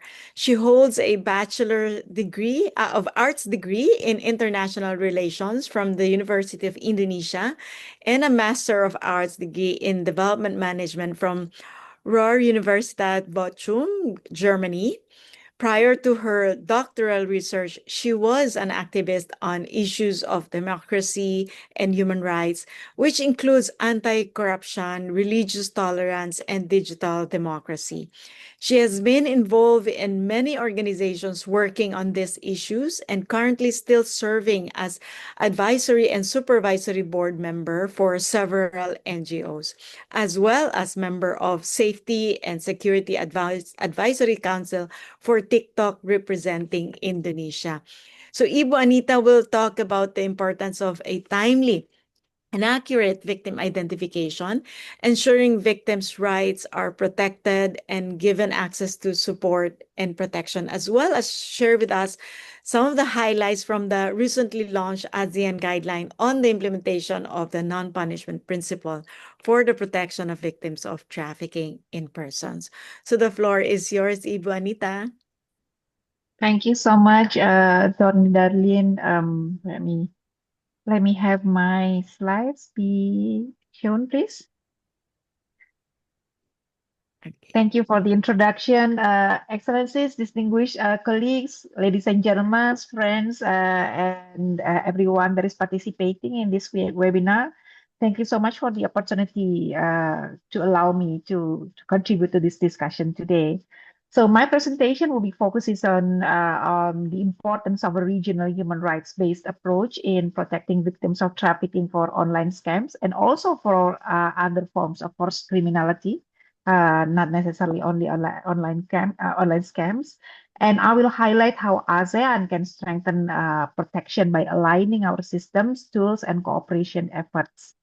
Can we go to the next slide? So why are we what is the need for us to adopt a human rights-based approach? We know that a human rights-based approach, or we usually say HRBA, is essential because trafficking for online scams has become a regional human rights concern, not just a law enforcement challenge. We know that from our work together for the last few years, a lot of stakeholders have been involved in this area in preventing and also facing the challenges of trafficking, not necessarily only from the law enforcement. So victims are moved across borders now, so it becomes a transboundary, and victims are mostly coerced through digital means and often punished for acts they were forced to commit. So human rights-based approach ensures that dignity, non-discrimination, and access to protection will be the guide for our response towards these challenges. So, and that means that it also strengthens coherence across ASEAN member states, which we have 11 countries right now, and becomes the ground for, and it will ground our actions in ASEAN. I'm sorry, it grounds our actions in the ASEAN Human Rights Declaration and international human rights standards as well. So, by centering human rights, we affirm that protection is not optional. This is not an option. This is something that is very legal and moral obligation for us. The next slide, please. So, we are very lucky that we actually have a collaboration of three entities right now. The ICHAR, the SOMTC. ICHAR is led by ICHAR Indonesia. SOMTC is led by SOMTC of the Philippines, and also we are supported so much by ASEAN ACT, ASEAN-ACT, in collaborating and creating and developing non-punishment principle guidelines. So these guidelines on the non-punishment principle reflect a landmark moment. They represent the first joint initiative between ASEAN's human rights and security sector bodies. The guidelines itself establish regionally agreed principles for ensuring that trafficked persons are not punished for unlawful acts committed under coercion. They also emphasize the need for multi-sector cooperation and stronger alignment across borders, and also at the same time provides evidence that such multi-sector cooperation can be very effective in addressing our common challenges. So this collaboration signals ASEAN's recognition that forced criminality, especially in online scam operations, requires solutions that integrate both protection and crime disruption functions. Next slide. So if we are looking at the forced criminality beyond online scams, well, we understand that online scam trafficking is currently the most visible, and somehow we perceive that this is the most urgent challenge as a regional problem. Our regional response must also acknowledge that forced criminality occurs in many other contexts. Um, Victims may be coerced into, for instance, drug couriering, prostitution, wildlife trafficking, logistics, smuggling for facilitation, illegal migrant working situation, forced street begging, or other various forms of financial fraud. So a regional human rights approach recognizes that the methods of coercion may differ, but the violence of rights is still the same. The same way of coercion, the different methods of coercion may apply to different types of forced criminal other than online scams, but still the violation of the rights itself is still the same for all the forced criminality acts. So by broadening our lens, we avoid creating a hierarchy of victims, and we are ensuring that all forms of exploitation are addressed consistently. Next. Now, aside from the guidelines on the implementation of non-punishment principles for victims of trafficking in person that we have already launched in June, we also there is also the need to follow up those guidelines so that it will be implementable. So one of the most important areas of our ongoing ICHAR SOMTC collaboration with the support of ASEAN-ACT is the development of robust indicators for identifying victims of forced criminality. So these indicators are designed to capture the realities of coercion in online environments, such as deceptive digital recruitment, psychological control, mobility restrictions, disguised as workplace rules, sometimes involve physical coercion and psychological torture as well, and the use of digital surveillance. Indicators are crucial because they provide a uniform, objective basis for victim identification across ASEAN. So this means that they can help reduce reliance on assumptions or stereotypes, as has been described by Mbak Among earlier, on the stereotypes and bias, and also reduce reliance on assumptions, such as has been shown by our previous speakers, the judges and the judge and the prosecutor. There has been dealing with these issues for quite a while now, meaning that if we reduce the reliance on assumptions or stereotypes, we can strengthen the consistency of the application of the NPP. So this work helps ensure that victims are recognized as victims, regardless of where they are found in the region. Next slide. Why only have 2 more minutes? Mm. So alongside indicator development, ICHAR and SOMTC, as well as supported by ASEAN-ACT, and also involving quite a lot of wide range of stakeholders in this process, are also creating regional training modules or training materials for a broad range of stakeholders. A human rights-based approach requires capacity building not only for law enforcement, but also for other stakeholders that are working mainly on this issue, such as perhaps social worker, NGO, civil society groups, people from the diplomat corps who are dealing with labor issues, consular officers, helpline operators, officers and personnel from justice system, immigration, custom personnel, and also private sector partners, including technology platform and many other stakeholders. And the purpose of building this training is to ensure that every frontline actor understands how coercion operates in online scam environments and other force criminality as well, and how the NPP should be applied in a consistent victim-centered way. So this is essential for strengthening protection pathways and preventing victims for slipping through jurisdictional gaps. Next.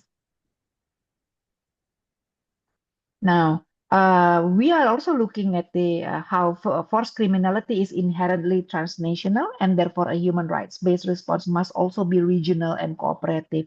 And this is where ICHAR and ASEAN, in this case, ICHAR and SOMTC comes in. Cross-border alignment is needed in several areas, such as shared indicators between ASEAN member states, and then the process of harmonizing screening procedures, process of building common protection standards, timely exchange of recruitment patterns, digital model and sharing on the digital modus operandi that people are encountering in different cases and other cases environments as well, information as well, and also expanded engagement with civil society, survivor networks, and technology companies. So stronger cooperation allows ASEAN to respond with coherence, consistency, and solidarity, ensuring that victims are not re-victimized simply because they crossed a border. Next slide. So, looking ahead, I would like to say that our future is toward a unified ASEAN response in this issue. So, a regional human rights-based approach is essential for ensuring that trafficked persons, the real victims, especially those forced into online scams, are protected and not punished. And the work of developing robust indicators and shared training materials together with strengthened cross-border cooperation forms the foundation of a unified ASEAN response. So through ICHAR, SMTC collaboration, again with the support of ASEAN-ACT, and also the collaboration and contribution from so many different stakeholders from all over the region, we are building a regional framework that upholds dignity, ensures consistency, and reflects ASEAN's collective commitment to human rights. That will be the end of my presentation. Thank you very much. Thank you so much, Ibu Anita, for the excellent and very comprehensive presentation and providing us a look at it from a human rights perspective or using the human rights lens. So thank you for sharing that. And now let's proceed to the poll results. May I invite Felicia to facilitate this part of the webinar? Thank you very much, Darlene. Excellencies, distinguished panelists, colleagues, and participants, in the earlier part of our webinar, we have launched a polling question. Thank you once again to all participants who completed the poll earlier. To begin this section, we will then view the results of the poll questions that we have all participated. All right, let me now walk you through the results. For the first question, we can see here on the questions of what do you consider the biggest challenge in consistently applying the non-punishment principle in trafficking for forced criminality cases. So we can see that the second option received the strongest response from the participants. It's the differences in legal framework, screening tools, and procedures. This suggests that many of you see this as the most pressing barrier in ensuring the consistent application of the principle. Following that, we see that the first option, limited skills among frontliners in identifying victims, received quite major attention as well, while the third and the fourth options receive quite significant percentage, but this still highlight important gaps that continue to affect the consistent applications of the principle. Going next to the second question. So which responses should be prioritized to address these challenges? We see quite a significant response for the third one, train frontline officers on victims identification and then on the non-punishment principles. Majority of the participants answered that questions, and then we can see also the next most selected response was the fourth one, to harmonize cross-border application of the non-punishment principle. The remaining two responses, the first and the second one, still received notable interest, highlighting that actually there is no single action that is enough for the addressing of the challenges to apply the NPP consistently across our region. All right, overall, the poll results reveal a very thoughtful spread of our perspectives. It's very encouraging to see that this can be actionable ways to support the application of the NPP across our region moving forward. Now, we would like to hear responses or reflections from our panelists. May we kindly invite each panelist to keep their reaction from 1 to 2 minutes, please, on the results of the poll questions, or you may also address the poll questions by yourselves. May I first respectfully invite Her Excellency Anita Wahid to share your insight to the poll, please. Ibu Anita, the floor is yours. Thank you, Miss Felicia. I think the poll results shows us really what we have also been suspecting all along, right? That when it comes to the biggest challenges, we know that two of the most biggest challenges are the limited skills among frontliners, especially in identifying victims. The second one is legal frameworks, which are very much different from one country to another, and we don't have common frameworks that we share among ASEAN member countries, in this case, regionally. So what this tells us, but at the same time, we also recognize that the other two, there are other obstacles as well. That is not included in here, but even though they may not be as significant as these four, but also sometimes play quite a role in hindering our efforts in identifying the victims in applying the NPP principles. So what this tells us is that even when one country identifies a victim correctly, that consistency can break down the moment the person crosses a border because of the different legal frameworks.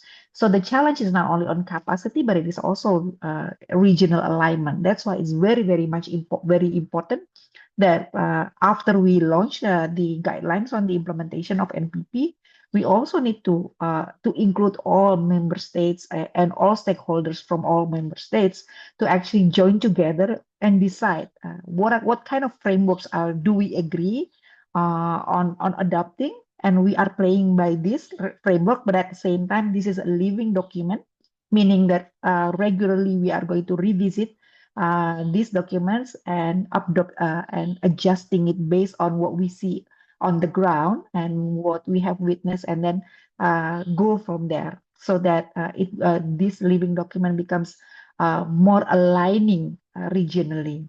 And on the question number 2, it's also the same. I think the result is pretty much the same about training frontliners and also harmonizing cross-border application. These are real problems that the frontliners are facing. And at the end of the day, it's also going to impact the justice system. Like judges are confused on how to tell whether these are real victims or perpetrators but posing as victims, or other stakeholders that this process have to go through. So this mirrors exactly what ICHAR and SOMTC and ASEAN-ACT are working right now on creating common indicators, sharing training materials, so that ASEAN member states can apply the NPP consistently and confidently. So these two questions of polling actually reinforce one key message. If we want victims of forced criminality, especially in online scams, to be protected and not punished, ASEAN must move together with shared tools, with shared understanding and shared responsibility. That will be my response, Ms. Felicia. Thank you so much, Ibu Anita. All right, our second speaker, Miss Among, she has already left the Zoom due to her travel schedule. So up next, may we invite Attorney Catherine for your response, please.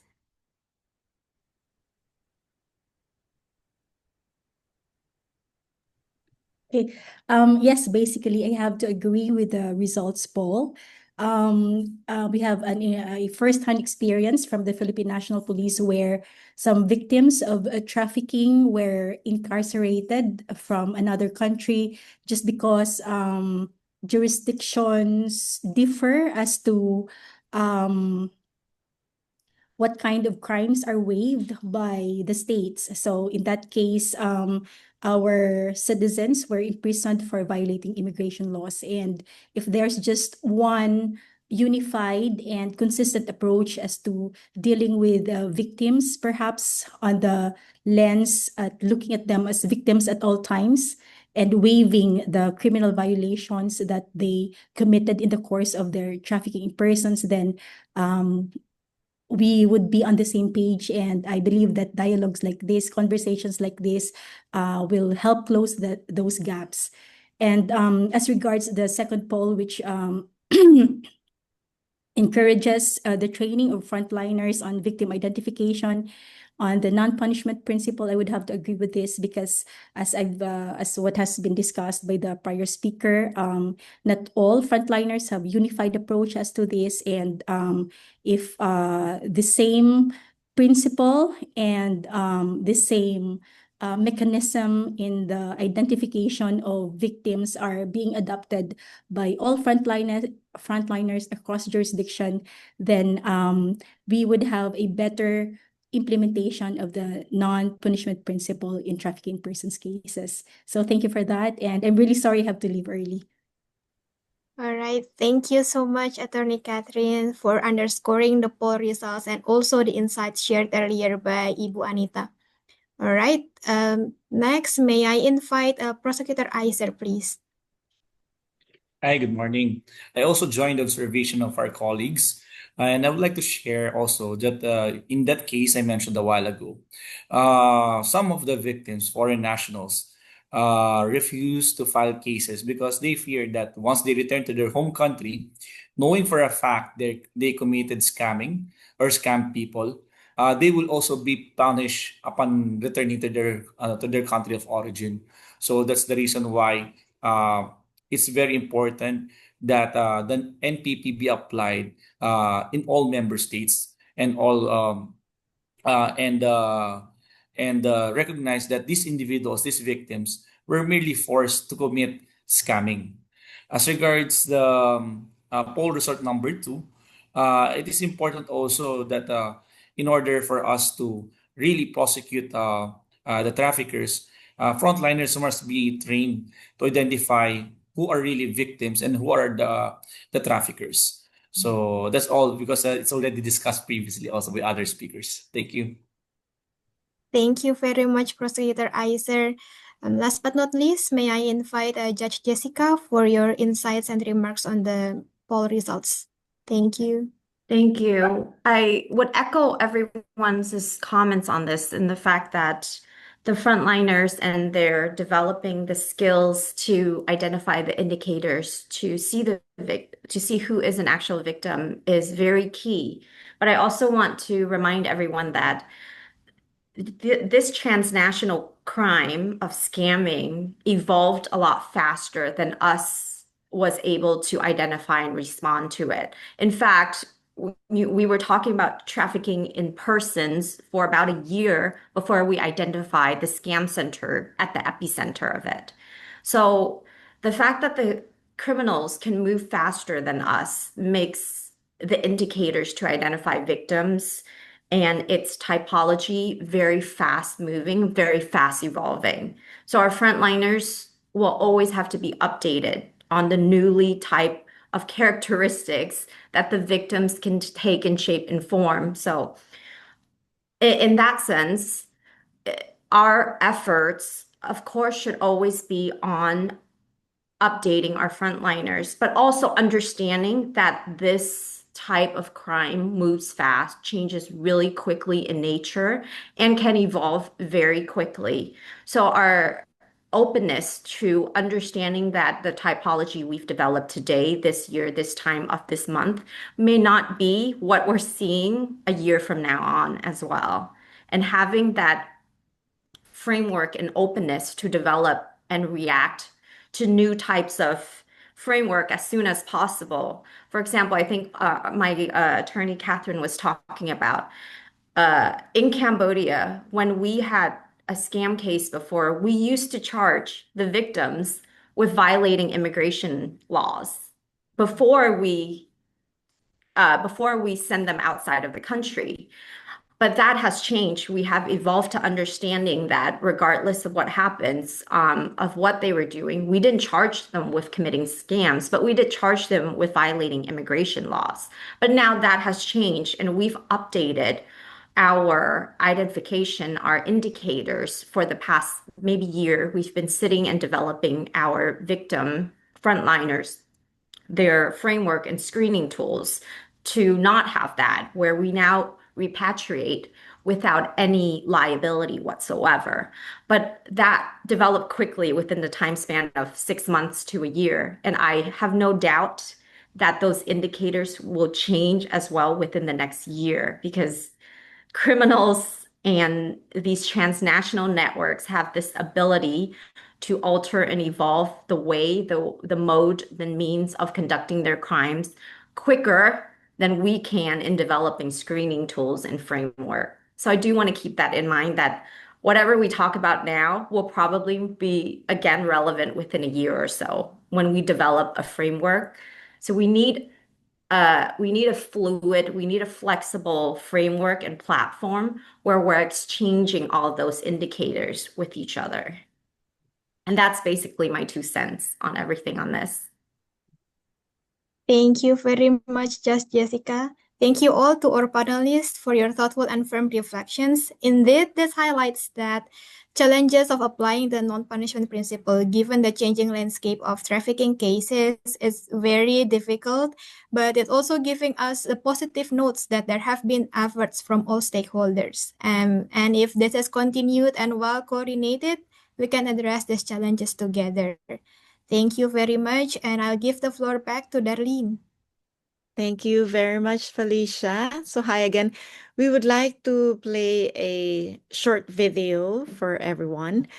This is only around 4 minutes. We have shortened it from the full version, which runs around more than 28 minutes. It is a documentary entitled Behind Asia's Cyber Slavery, released in 2024 by a German broadcast service, DW.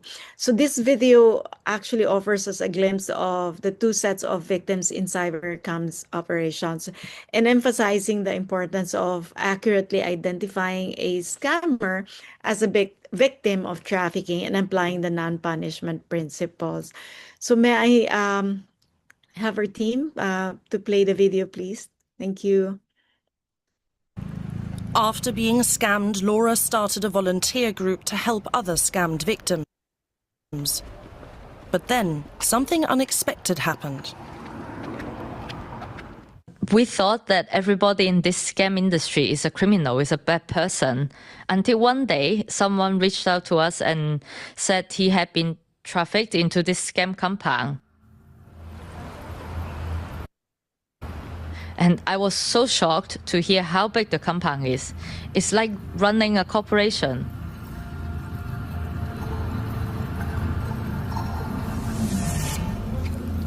People are trafficked in from all over the world, but several sources confirmed that the bosses in the compound are Chinese. They track screen time on work phones and randomly inspect rooms. Security was checking our computers, seeing if we are doing our job or playing. Lucas and Aaron received financial targets, numbers of clients to be contacted, and amount of money to be scammed. If there is no client at noon, no lunch. If someone checks and you didn't reply to a client, they beat you or make you stand for hours. We work 17 hours a day. No complaints, no holidays, no rest. And if we say we want to leave, they tell us they will sell us or kill us.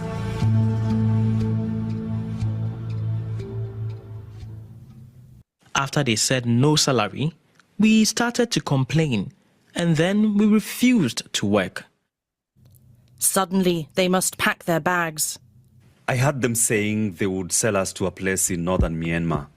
Workers who are of no use to the bosses are often resold to other criminal groups. Aaron, Lucas and others are taken to the banks of the Moe. To hide their traces, they are forced to switch cars several times and wait in shacks along the river. Once they cross to the Thai side, traffickers will take them to the north. That's the river right there, guys? The bridge? Yep. Yep.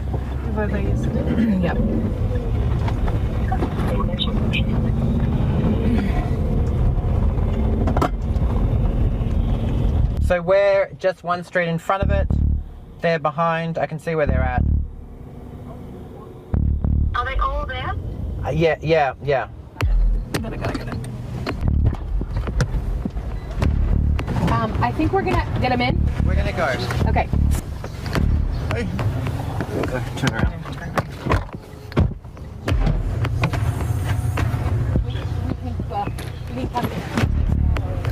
But we have to get you guys into safety first. Now, so we just need you to jump in the back.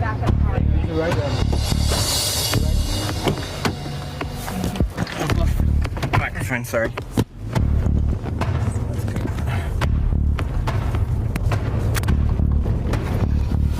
Judah and Michelle bring the victims to a safe house where they explain what will happen next. Authorities will either recognize them as victims of human trafficking and repatriate them home, or charge them with violating immigration laws, which might mean more time behind bars, this time in an official detention center. This moment of respite will last for 3 days. Then they must report to the authorities. It was not an easy experience, and I hope I can go back to my country and find a job that I was graduated for, to start a new life.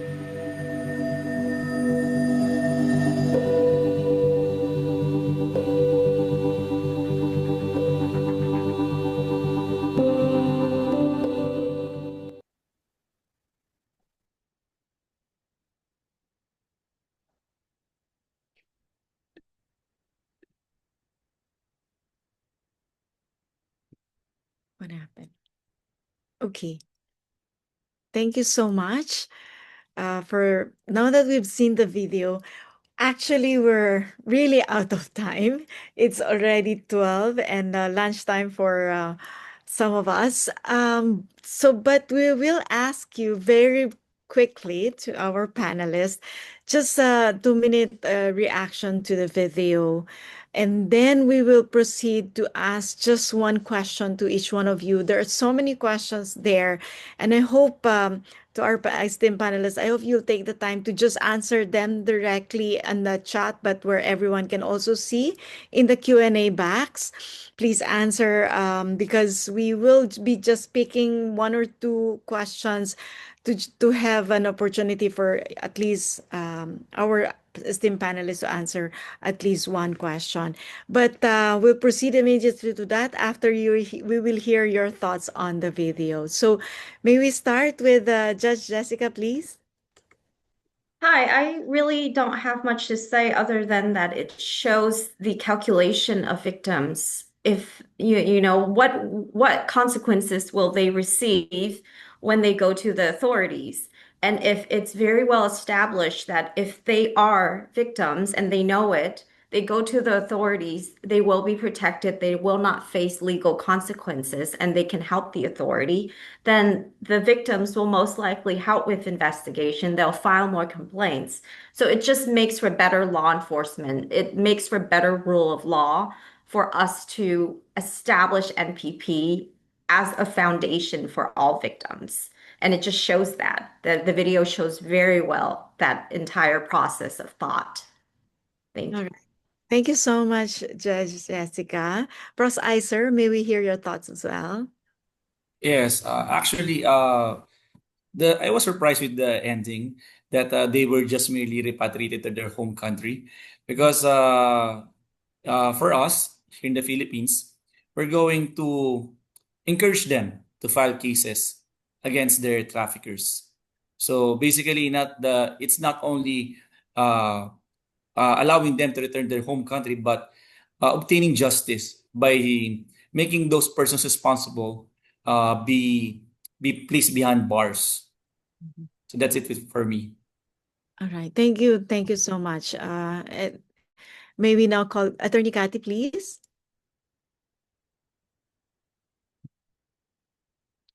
Oh, I think Attorney Cathy is if she's still not, she is still with us, can we call Ibu, Anita, please? Yes, I think this video really shows, for me personally, is very deeply painful because, behind every image we see real people, and they are the ones who have really high hopes about living a very good life, but then their hopes were being manipulated, their freedom was stolen. Many entered this situation by believing because that they were being offered an honest opportunity and they would like to live a very honest life, only to be trapped, to be threatened, and coerced into criminal activities that they never chose since the very beginning. For us working in the human rights sector, this is the reasons of why we are always emphasizing on the importance of rights-based approach in everything that is related to criminality, because sometimes what we see is criminality, what we see is situations that needs to be controlled, what we see is number, cases, or statistics, but behind all of those things are people who are torn apart. Their lives are being torn apart. And for us who are working in the human rights sector, this is what is always going to remind us of why we are fighting for them. Thank you. Thank you. Very well said. Thank you very much, Ibu Anita. I agree with you that we have to really look at it with a human rights lens, and also what Judge Jessica and Pros Iser mentioned, that the importance of providing them support before, during, and even after, um, in the application of the non-punishment principle across all phases of the criminal justice process. So thank you. We'll now proceed to ask at least just one question. Well, I'll invite again Felicia to join me here and to ask the first question. All right, thank you, Darlene. Indeed, we have a number of questions coming in from our participants, but allow us to address the first question to maybe Ibu Anita. You can address this question from Miss Rizkika Zulhijani. Apologize if I mispronounce your name. Her question is, how can social pressure from the community be reduced to protect the victims from triggering their trauma? Right. So I think Miss Among is supposed to answer this question because it is so related so much to her field, to her expertise, and also her presentation. But from my very limited knowledge dealing with these cases, I think for me, one of the things that we can help to reduce social pressure from the community to protect the victim from triggering their trauma is actually creating an educational campaign about the importance of recognizing that people who are involved in criminality are not necessarily directly criminals, but sometimes they have to endure so many different tortures that force them to conduct those criminality. And by imposing a lot of stigma towards them, it's just going to not only create more problems, but also making it for very hard for them to reintegrate into the society.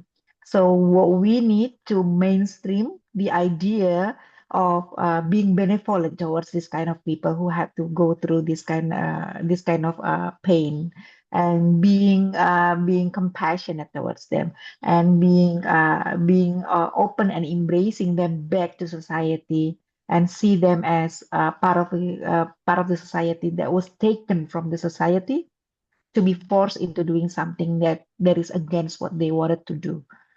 I think that's my take on this question.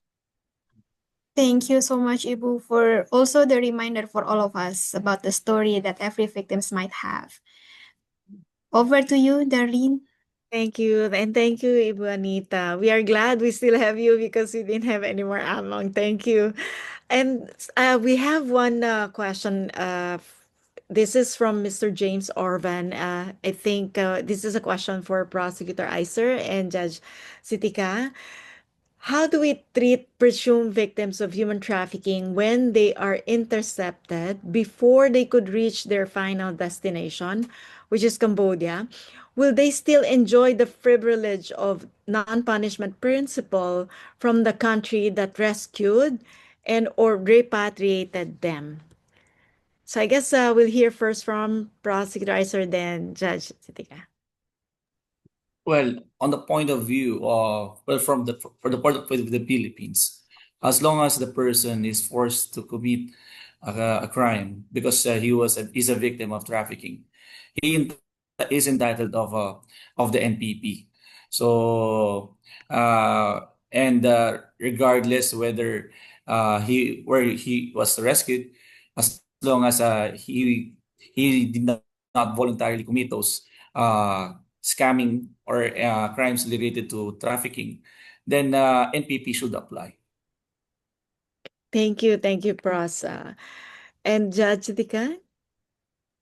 Uh, I think, of course, NPP will apply in this case, especially it just, again, it's the facts, it's the evidence. What do you have to say that the person committed any crime, first of all? And was that a free will? So that's how I at court would have looked at it. Was there a crime committed by the person? They're being trafficked, so you can tell that they're a victim already from the actual circumstances. The de facto circumstances is that if you're intercepting them, they are being trafficked. Now, did they commit a crime? If there is no crime committed, of course, then we have no NPP to apply to begin with because they're purely a victim. The only thing that we have to consider is did they commit a crime before they were being trafficked or after they were being trafficked? And all that would change the circumstances of whether NPP applies. So it's a very, very large scenario with a lot of what ifs. But if you look at as everything, I would say go back to the evidence, go back to the facts, figure out what happened to the actual person, and go from there. And you will have vast amount of legal frameworks to apply in order to protect and apply NPP directly to the situation when it calls for it. Thank you so much, Judge Dika and Pros Iser. There is always no clear-cut answers when there are so many other circumstances, and each case is different. So thank you for that. So that was an excellent exchange of ideas, and we are now really approaching the end of our webinar beyond the times allotted. And then, of course, we want to thank every one of you and all our participants for your thoughtful questions. And I would really invite our speakers to, if you could answer those questions directly in the chat box. For those questions we would not be able to ask anymore. But again, on our last point, we will just ask Ivanita, Jessica, and Pros Iser just one word or a phrase that you want them to remember, and why you chose that word or phrase. Thank you.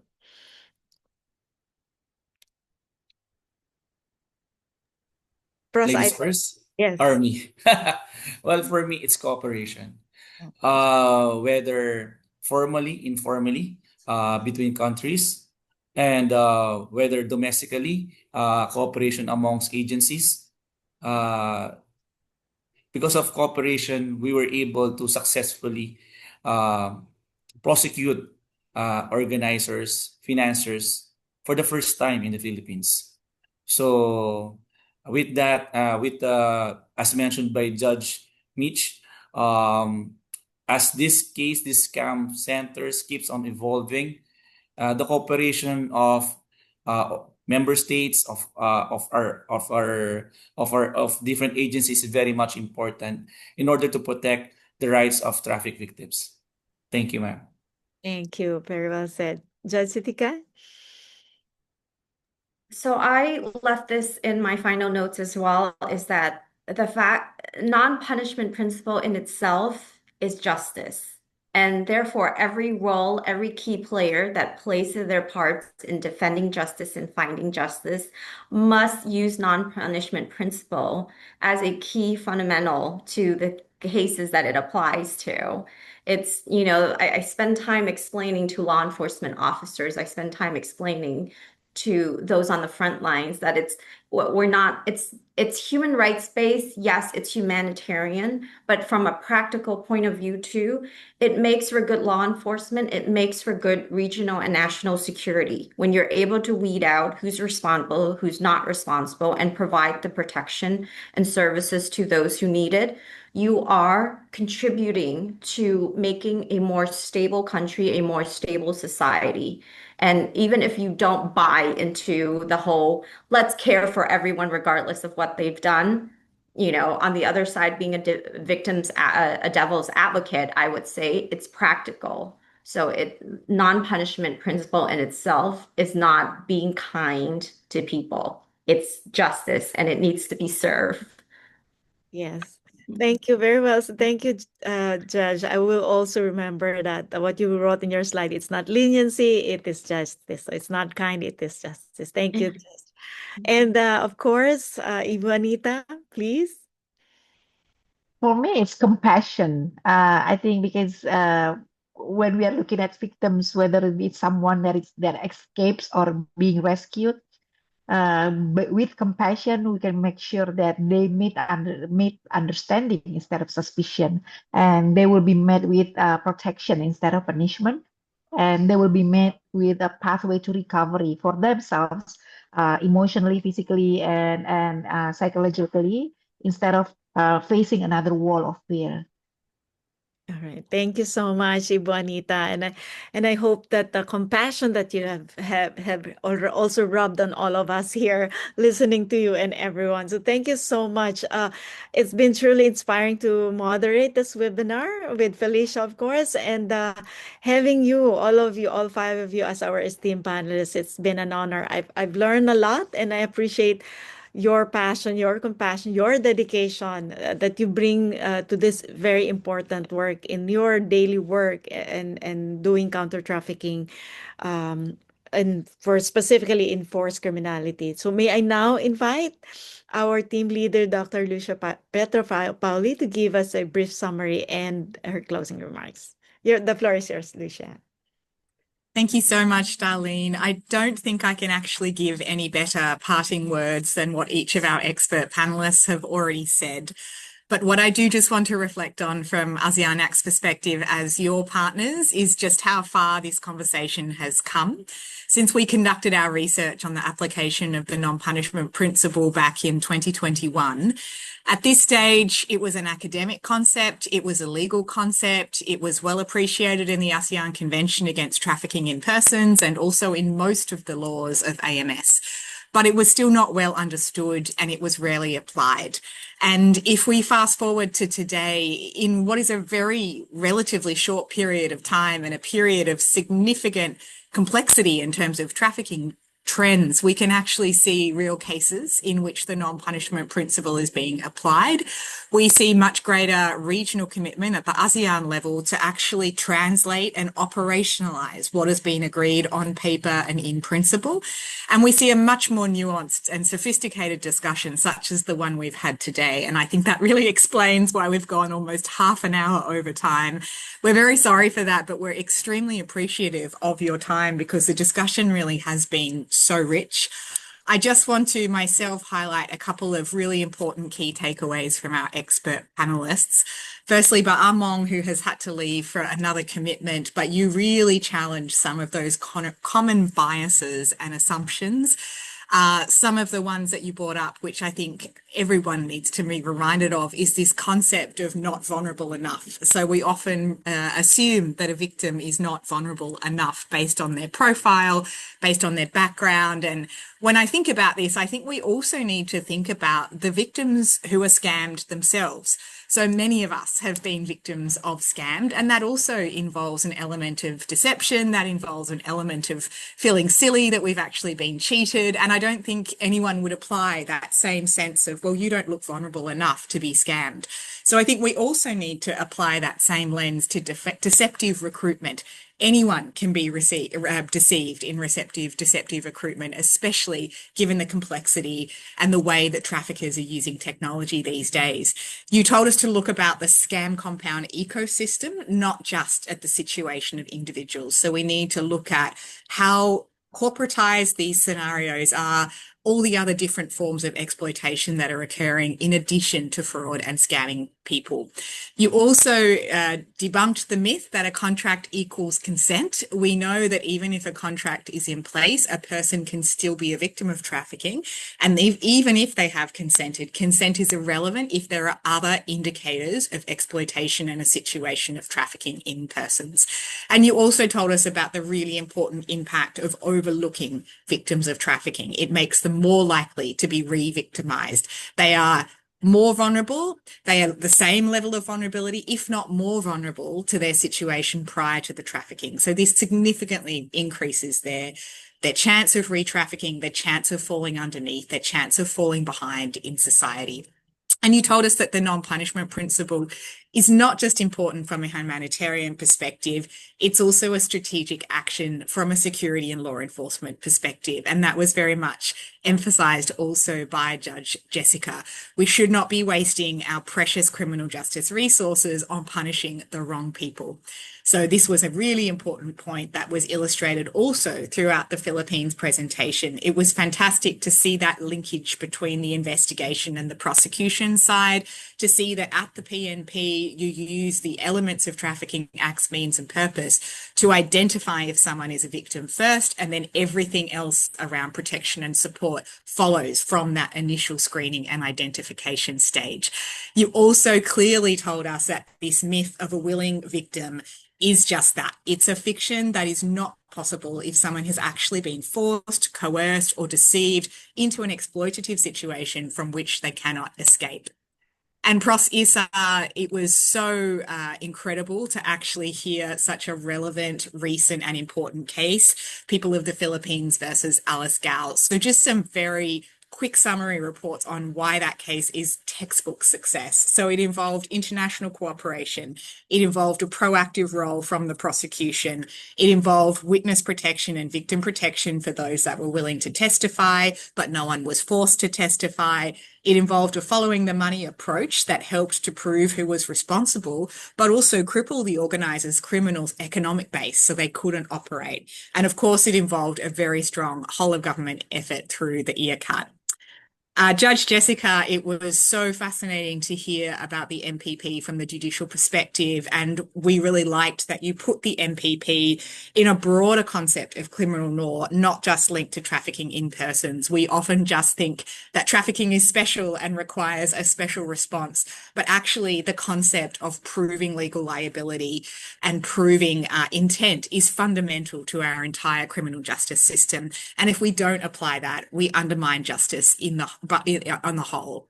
You also talked about what an important judicial strengthening process applying the non-punishment principle can be. And even if you don't buy the human rights argument, which of course all of us committed here today do, it is practically a better position from an investigation, a prosecution and adjudication perspective to pursue the non-punishment principle. It gives you better quality results and convictions, better quality cases and evidence. So you really also showed us about some of the challenges that judges are facing in courtrooms today around these cases of trafficking for forced criminality. Of course, there are clear-cut cases, but there is a huge spectrum of grey. And as Darlene said, your role as a judge, other judges out there sitting on these incredibly complex cases, it requires intense skill, nuance, and judicial leadership around implying and asking the question, would this act have happened without the trafficking situation, which really opens up opportunities to apply the non-punishment principle. And Ibu Anita, it was incredibly encouraging to hear about the regional leadership at the ASEAN level, including the collaboration with Aicha SOMTC, and we're very privileged to be supporting that, which brings together the human rights aspects and the national security aspects of ASEAN into a single coherent response. This really shows us that non-punishment is not just a rights issue, it's also an issue of national and regional security. You also reminded us that forced criminality occurs in many different contexts, not just in the context of online scamming. And we're really pleased to hear about the range of tools that are already available and the tools on trafficking for forced criminality that will be developed to make sure that more frontliners in this region have a clear and coherent and consistent understanding of the non-punishment principle. Both you, Ibu Anita, and Ba Among emphasized the need for harmonization, and it was really pleasing to hear that the future is towards a regional response to trafficking in persons with shared understanding, shared tools, and shared responsibility. So in closing, participants, distinguished panelists, I think we have to close with the line that applying the non-punishment principle is not leniency, it's justice. I think it's such a powerful call to action and a reminder of why we do the work that we do. That is a great note to end this webinar and also to end our year of discussions on dynamic and evolving issues in trafficking in persons. I'd particularly like to thank Attorney Darlene Pajarito for her leadership and But Felicia in convening these webinars on a regular basis throughout the year. We wish everyone a very happy and safe holiday season, and we look forward to seeing you all in 2026 for many more issues to discuss. Thank you so much. Thank you so much, Lucia. Excellent summary and closing as always. You've captured everything. So on behalf of ASEAN-ACT, Ibu Anita Wahid, Miss Among Resi, Police Lieutenant Colonel Catherine Tamayo Cipriano, and Assistant City Prosecutor Iser. Thank you so much. Judge Mitch Sitika. No, I'm getting the names out. Judge Sitika, Jessica Mitch. Thank you so much. It has been an honor and pleasure to have you all as our panelists. And I hope can do this again in the future. Actually, this is the second webinar we did on online scams. But this one, we now have the non-punishment principle guidelines. So before we didn't have, when it was really fairly new, we'd done it, I think, in 2023 or earlier. So again, please accept our sincere gratitude. And to all our participants, thank you very much for your active engagement and thoughtful contributions, and of course, your well-thought questions. We hope we can all carry forward the lessons and momentum from this session in our daily work. So I'm sure, like me, everyone learned a lot from all of you. So with that, thank you again. And to all our participants, reminders, please. Your webinar experience is really valuable to us, and we would appreciate you completing the feedback survey, and then you'll get a certificate after. So thank you so much. The survey will link to the survey will be again posted in our chat box. Okay. So thanks so much, and bye again, everyone. Have a good lunch. And glad that Ibu Anita, you're safely after Thank your you, everyone. Thank you, everyone. Have a good one. Thank you so much. Thank you, everyone.